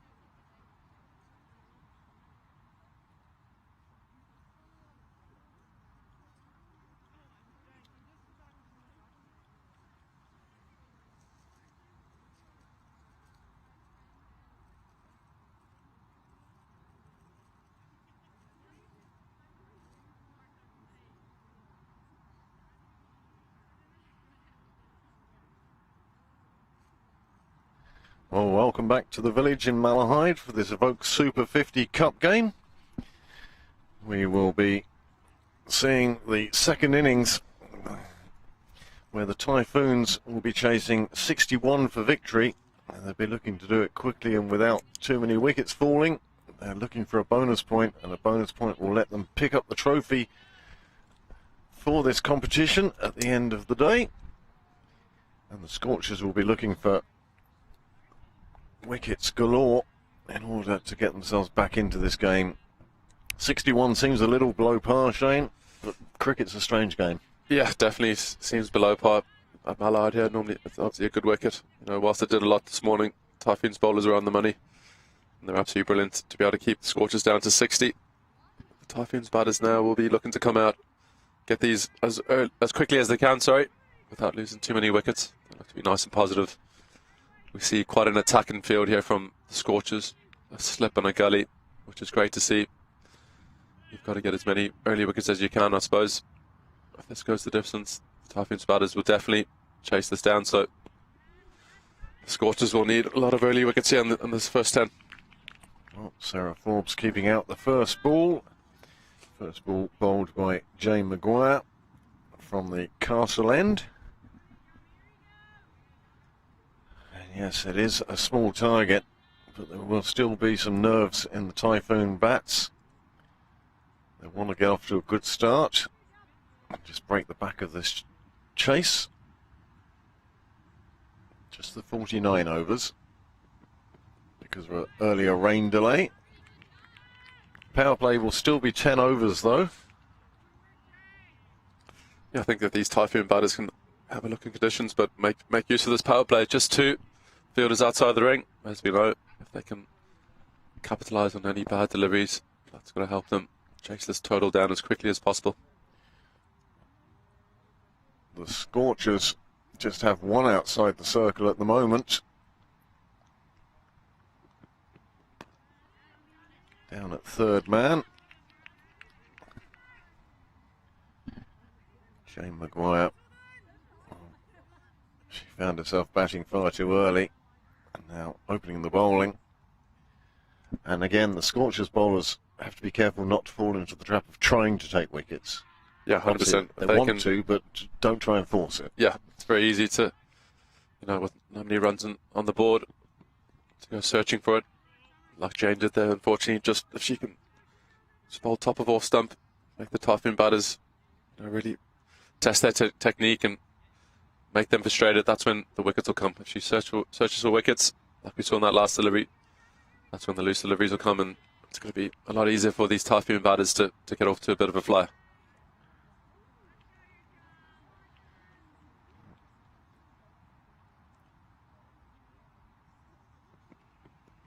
Nicely played away. Fielder at fine leg comes in. That is the second fielder outside the ring, as we said.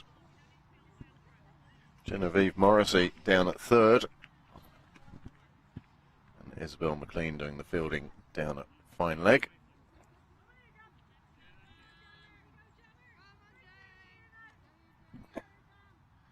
Georgina Atkinson now to face her first delivery.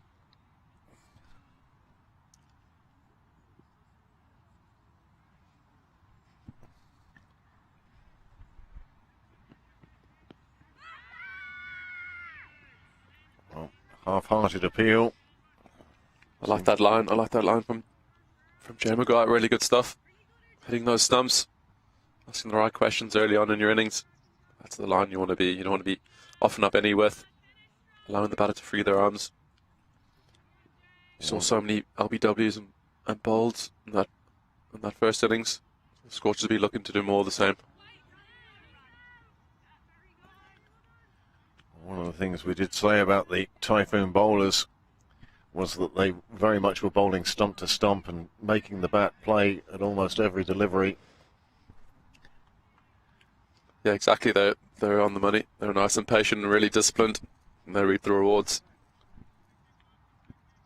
Winning the toss and having a bowl, that's what you want as a captain. Rebecca Stokel sticking the Scorchers in. Typhoons bowlers backed that up brilliantly with the ball. Asked good questions of the batters and made it really difficult for any of the Scorchers batters being able to spend some time at the crease. Bowling from the Dublin Road end will be Hannah Little. She will be determined to put the ball in the right area. Again, quite an attacking field from the Scorchers.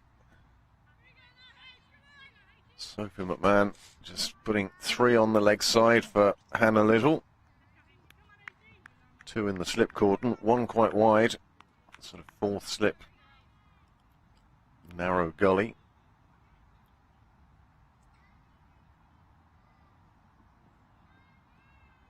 This one just sliding down the leg side, another wide onto the total. 1 less for the Typhoons to chase down. Yeah, it's just small total. Extras need to be kept down to an absolute minimum. Bit of a loose delivery there from Hannah Little, unfortunately. Should be hoping to do better in this next delivery.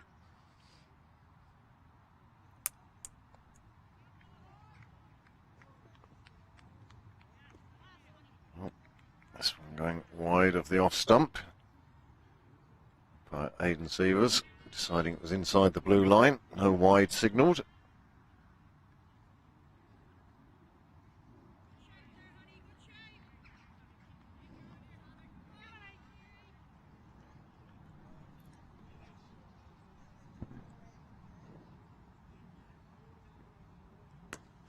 That's a super shot, just a bit of width from Little, and it's played out square through the point area. It goes for 4, and that's a super shot, and that will be hugely settling for Forbes. Really good shot there from Sarah Forbes. Always nice to get a boundary early in your innings. Settle the nerves a bit. Just a bit of width there on display from Hannah Little, and well put away from Sarah Forbes. Through the covers, and a really good start into her innings. And a Little had slid down the leg side on a couple of occasions. Perhaps overcorrecting on this point, just giving Forbes the room she wanted to free her hands. Pushed well through the point area. 4 for Forbes.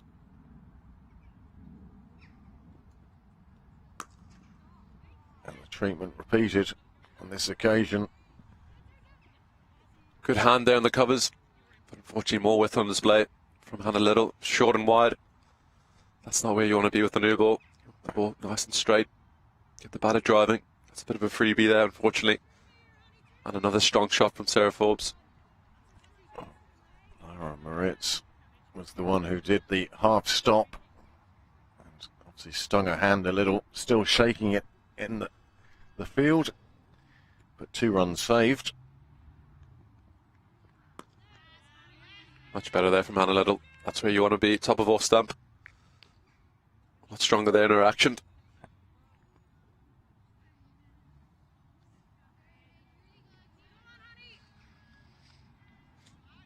Nine on the board now, 7 of which have come from this Hannah Little over.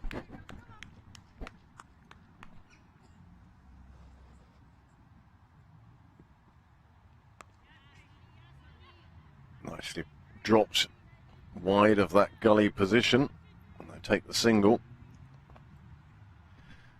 Unsurprisingly, a bit quiet in the Scorchers field.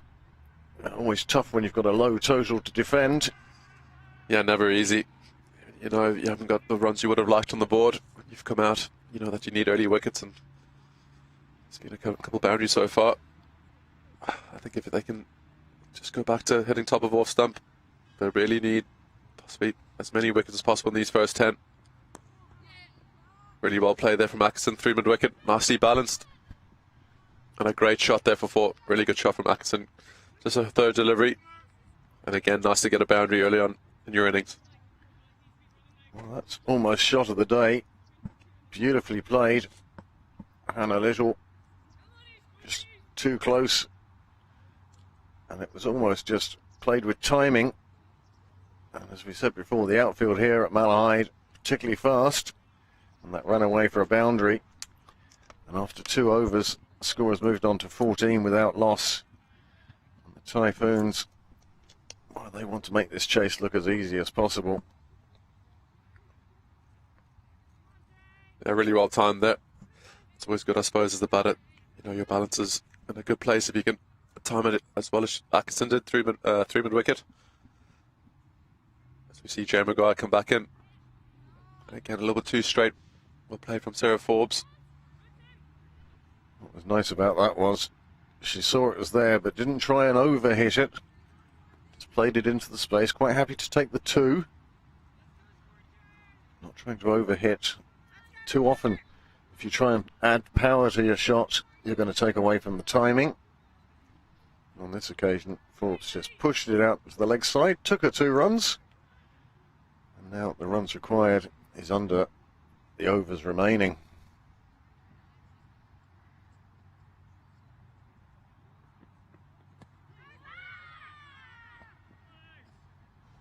More of an appeal from Kavanagh behind the stumps. The bowler joining in late. Paul Reynolds completely unmoved. Good line of length there from Jay Maguire. That's really where you want to be on the front foot, getting the batter coming forward. And equally a nice tight line, not allowing the batter to free your arms.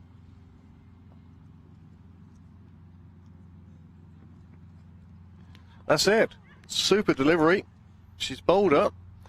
No great celebration from Maguire. She seemed quite surprised that they got through. Yeah, a bit of a seed there. Really good delivery from Jay Maguire. Top of off stump, just clipping the bail. If I was bowling, I would have been celebrating a bit more than that, definitely. A really good delivery there from Jane Maguire.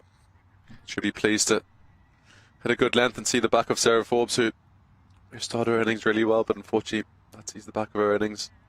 10 off just 12 deliveries. As you see the Typhoons 16 for 1. We'll just see the replay.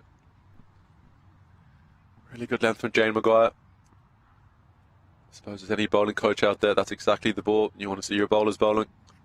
Top of off stump, clipping the bail. It really did just clip the bail. Did enough just to move it out of the groove and let gravity do the rest as it fell to the floor. And new bat for the Typhoons, Robin Searle.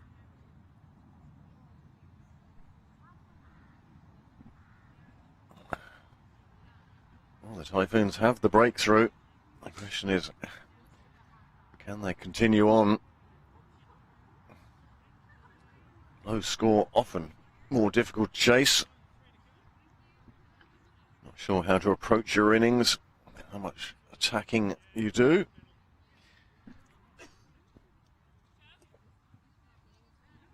Yeah, it just shows you on this wicket, whilst you do miss your length, there's a quick, comes on quite nicely. But at the same time, you put the ball in the right area, you will get the rewards. Just unfortunate for the Scorchers, they weren't able to get up to a nice total to put any pressure on these Typhoon batters.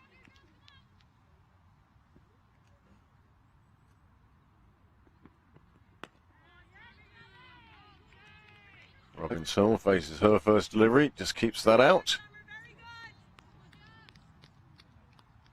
Already a quarter of the way to their target. But the loss of that wicket, well, it won't set the nerves a-jangling on the Typhoon sideline as yet. Scorchers need to take another couple of wickets before they start causing any anxiety on the sidelines.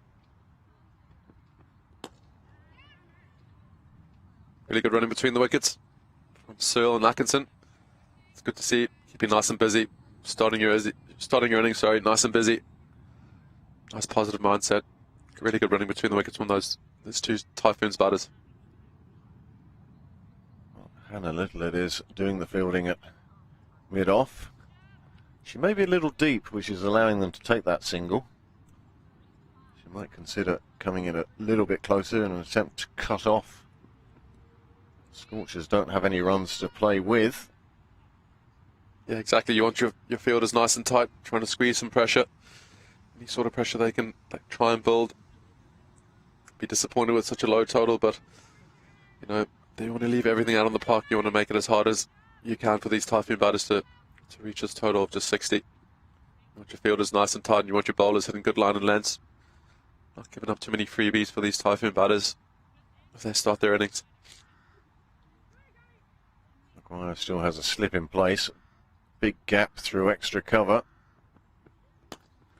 That's exactly the spot that Atkinson looks for, and she drives it all the way along the ground, and that's not going to be stopped until it hits the rope. 4 more runs, score moves on to 22 for 1.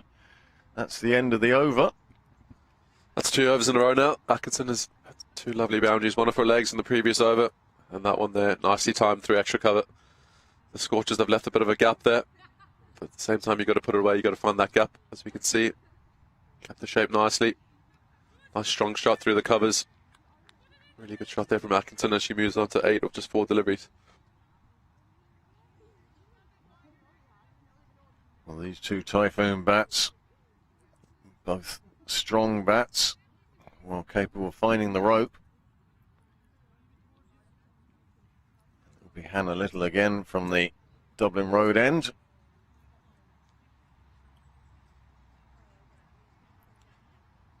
Cloth being handed out to mid-off. Jane Maguire takes the cloth.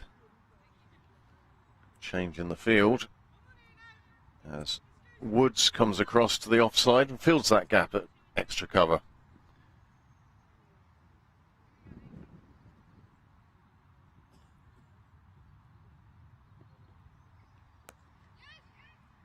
Nicely played away behind square on the offside. The boundary rider from third will pick it up.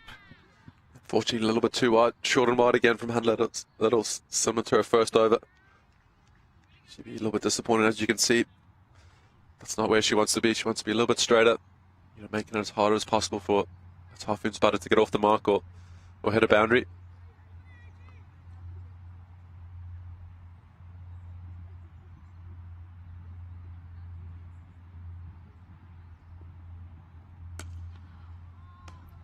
Great shot there from Atkinson, just short of a length.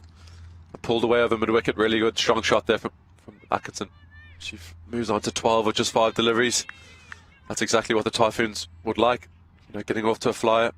As we see them move on to 27 for 1. Just the 5th over. Really good, strong shot there from Atkinson. Good head position. Great swing the bat over mid-wicket for 4. She picked up on the length very quickly there, got herself into position for that shot. Yeah, she seems quite still at the crease. Really well balanced. Just noticing her here. Nice and balanced. Looking for that loose delivery. And she was very quick onto that one there.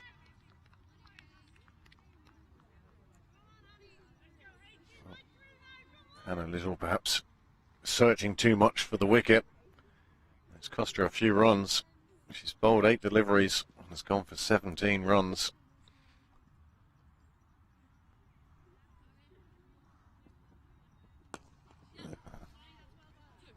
Another strong shot down the ground, use of the feet. Really good shot over mid-on. Atkinson seems to be in flying form here. Off to a fly at 16 off 6. That's exactly what the Typhoons would like. Really strong shot from her, putting Hannah Little under a lot of pressure. Probably noticing she's hasn't hit her straps just yet. Trying to put the bowler back under pressure. Hit some strong shots. Really good work here from Atkinson. And the Typhoons have passed the halfway mark in their chase. In this, the 4th over.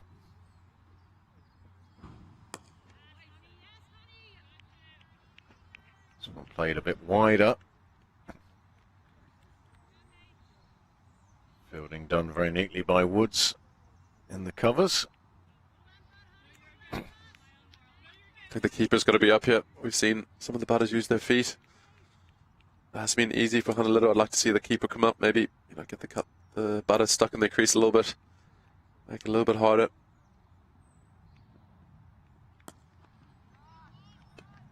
Well, one has to ask the question, what train is Atkinson trying to catch? Because she's gone off at a rate of knots here. She's moved on to 20. It's only taking her 8 balls. Score's moved on to 35 now. Another great shot from Atkinson off her legs. Nicely timed. All her boundaries, she's kept the shape lovely. Hasn't looked to overhit. Nice and balanced at the crease. Really good stuff from Atkinson. Exactly what you want as a Typhoons supporter or a Typhoons player. Hopefully, should be hoping to continue this and chase these runs down as quickly as possible.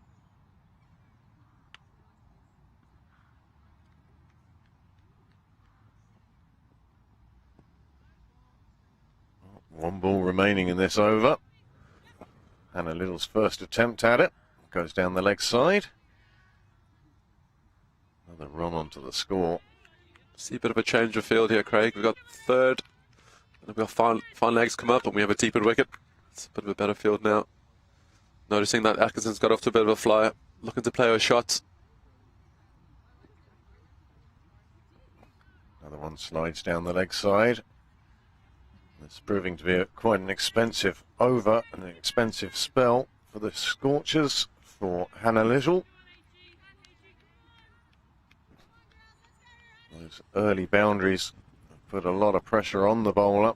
They do know that the total they're chasing, well, it's looking smaller and smaller by the moment. Great shot.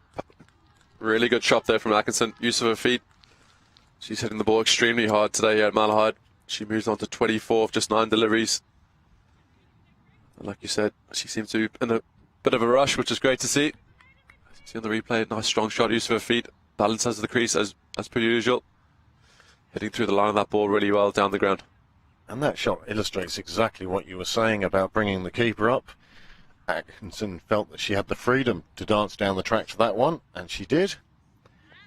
And perhaps if Kavanagh had come up to the stumps, she'd think twice about that. You definitely have to make contact then. So perhaps something for Kavanagh to think of after this over from Maguire.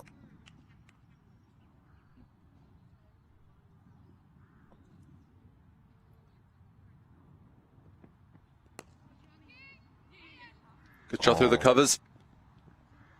And another boundary. Boundaries galore here in these first 5 overs for the Typhoons. Exactly what they would have liked.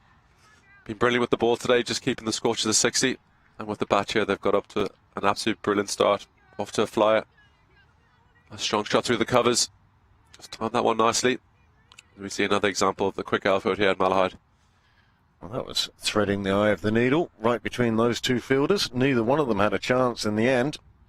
Super shot.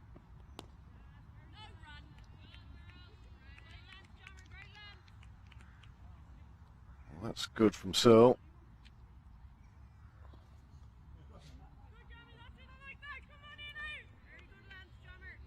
Recognising the good ball and keeping that one out, knowing that things are very much in the Typhoons' favour now. 45 for 1, just 16 required for victory.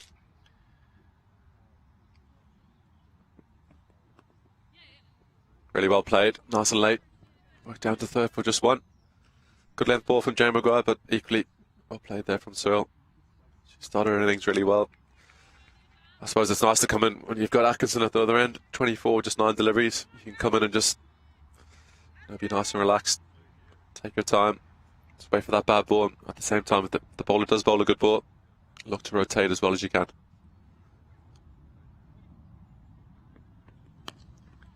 Atkinson goes big again, this time onto the leg side, out towards cow corner. And it just makes the rope. Just the perfect amount of weight on it. And that's 50 up for the Typhoons. And when you're chasing a total of 60, 50 for 1 has you in a very, very strong position. It just picks up length really well here again. Nice swing of the bat. She's hit some lovely shots today. Another strong shot over mid-wicket. Will we see a change of field? Would fine leg come up? Possibly a deep at wicket. Possibly not, as they just need 11 to win. As you've got to feel for these Scorchers bowlers now, not easy. You've got Atkinson, 28 of 10 deliveries. No runs on the board. Absolute brilliant delivery there from Jane Maguire. Leg stump flying up the ground, as we've seen so often today. Really good delivery from her. Great comeback after being hit for 4. And she gets the big wicket of Atkinson. Atkinson had gone off like an absolute train. And on this occasion, she played that across the line. The ball got through, took out the stump. And she departs for 28 off just 11 deliveries. 7 fours in that, but this is the delivery that finally got her. Yeah, while she'll be disappointed to get out, she's done the job for her team. Yeah, strike rate of 250 plus, 28 of 11. Really good delivery, good length there from Jane Maguire. Yeah, as we spoke about Atkinson, we're disappointed to get out and not see the team home, but she's definitely done her job. Got her team off to an absolute flyer. As we see the new batter come to the crease, captain Rebecca Stokel. She'll be hoping to get a nice nod out here and and see her team home. Well, the Typhoons lose a wicket. Send out another strong bat. Rebecca Sokol has been an integral part of the Ireland women's team for a while now. She'll be looking to just guide her team home. This occasion she plays it down towards third. Genevieve Morrissey does the fielding but can't prevent a second. That's the end of the over. 52 for 2, so a bit of a breakthrough for the Scorchers, but really they've only 9 runs left to defend. Yeah, not easy at all. You know, if you're a Scorchers player, the Typhoons are going to look to chase this down in the next over too. It hasn't been a great day for them, unfortunately, but I suppose for Jane Maguire, nice for her to get 2 wickets, 2 big wickets. As we see a change of bowling here. Well, it will be the captain herself, Sophie McMahon, deciding that she couldn't afford another little over with just 9 required.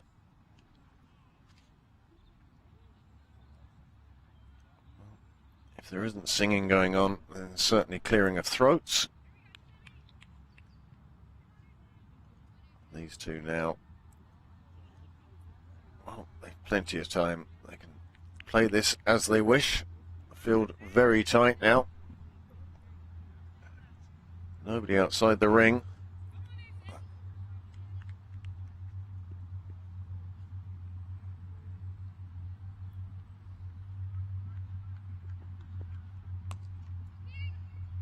Oh, it's just beaten the 2 fielders square on the offside. Runs into open space, and that will let them just jog through for 2. Again, no particular rush for the Typhoons now. They'll take what's on offer. It's liable to get them home handily enough. 2 off the first ball for Sophie McMahon. Tough time to be coming on to bowl when the opposition, well, they started this over needing 9.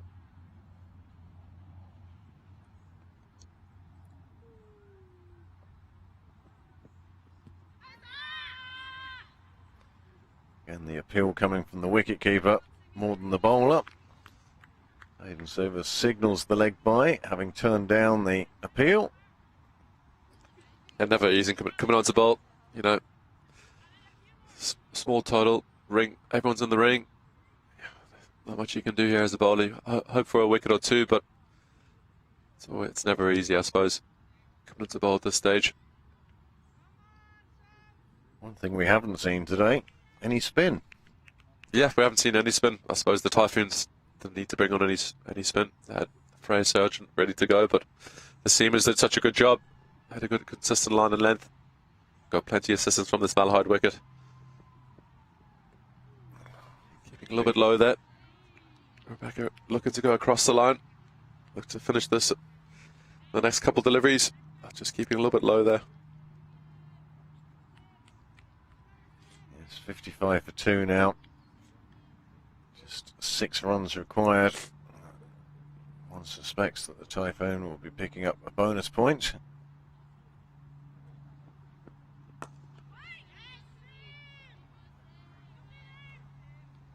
Typhoons, they'll be looking to wrap up this title today and leave the Scorchers still winless after 5 games, and it will make next Sunday's game, well, if not maybe a dead rubber as far as the cup is concerned, but certainly another opportunity for 22 players to impress the coaching staffs. Of course, as we said before, the Irish women's team looking to play their Scottish counterparts in Desert Springs in October. Yeah, exactly. It's always a good opportunity to end the season well, end on a high note. So whilst it might be a bit of a dead rubber, like you said, there's always an opportunity to put your hand up, put a good performance with both bat and ball. You know, get the Irish selectors thinking, you know, Can you play on the next level? Help your case. So I'm sure any of the players playing an Oak Hill next Sunday will be looking to do so. Well, this is the Typhoons' last outing in the Super Series this year. The Scorchers won the 20-over competition. The Typhoons, well, they'll be delighted with the way today has gone. In fact, the way the whole tournament has gone. Having played 5 games and won 3 of them, they find themselves top of the table with the best net run rate, and that will certainly be improved by today's result. But it's that bonus point win they're looking for, and that will let them pick up the trophy. Anything else, and we will go down to Oak Hill with the Dragons in pursuit. But at the moment we're here in Malahide. The sky somewhat brightened up a bit. We had that one rain delay early on. Didn't really make much difference to the game. And a change of bowling. And the first shot goes for 4, and that brings the scores level. Yeah, not the worst delivery there. Really good shot there from Rebecca Sokol. Showing her power. Nice swing of the bat over mid-wicket. Really good shot from her. And the Typhoons just need 1 to win now. They'll be really happy with how the day's gone. You know, winning the toss, electing to bowl. The bowlers certainly backed that up, and then they've come out now 60 for 2 off just 6 overs, chasing this low total down as quickly as possible. So all in all, a really good day for the Typhoons. Amy Maguire, left arm spin now from the castle end. First delivery went for 4. That brought the scores level. Just 1 required now from the Typhoons. They've lost 2 wickets in getting to this total of 60.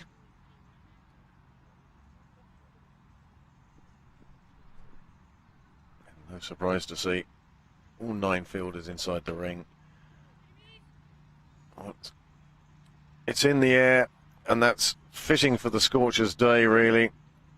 Maguire unable to take the court and bowled. It lets the bats get through for the single, and that's the end of the game, and the Typhoons have won by 8 wickets. Yep, that sums up the Scorchers' days, unfortunately. Typhoons absolutely dominant with both bat and ball. Really good stuff. Just wasn't the Scorchers' day.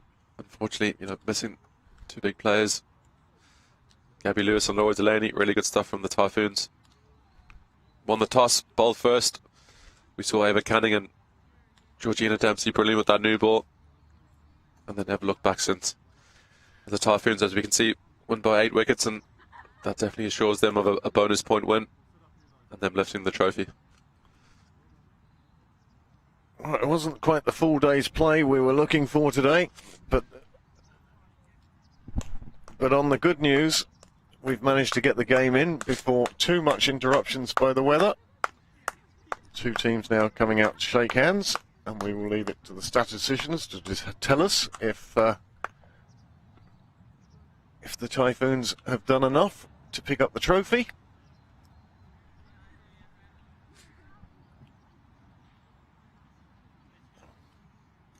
These girls have played against each other a number of times this summer. And just to take us through the game, the Scorchers were put into bat first. And, well, that's less a scorecard and more a phone number.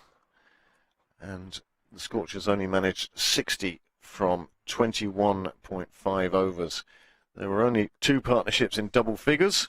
You see the second wicket between Kavanagh and Moritz was the biggest at 11. And that basically sums up the day for the Scorchers.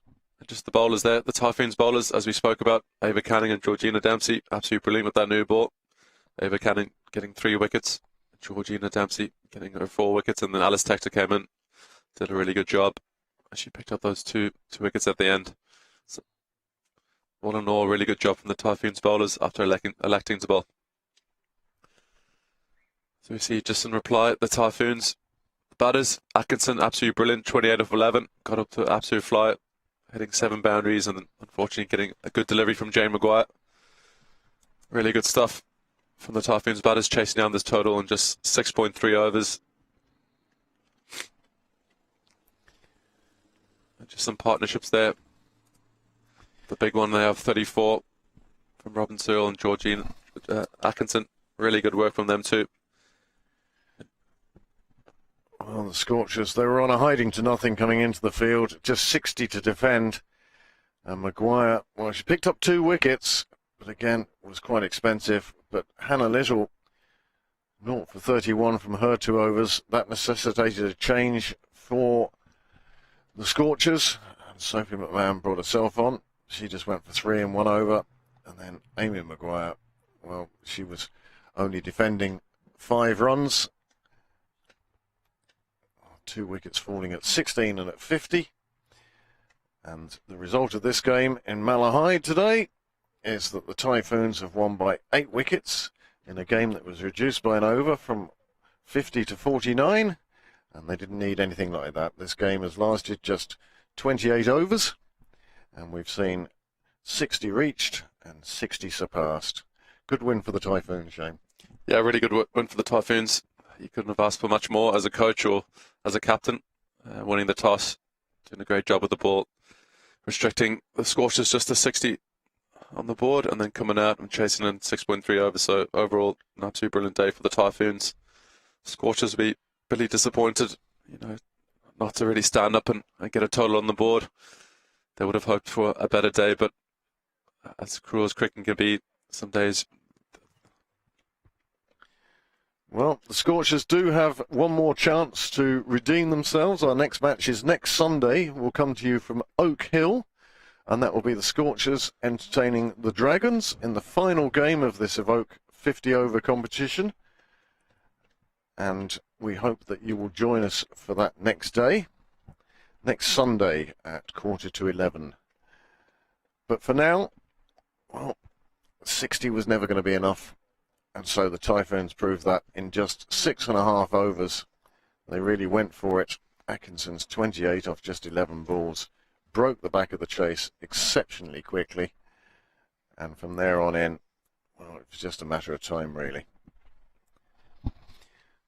So as I say, join us next Sunday. We'll see the end of the Evoke 50 Cup in Oak Hill. The Scorchers and the Dragons, the Typhoons, their season is done. And, well, we'd like to thank you for joining us today. And hopefully you'll join us again next Sunday.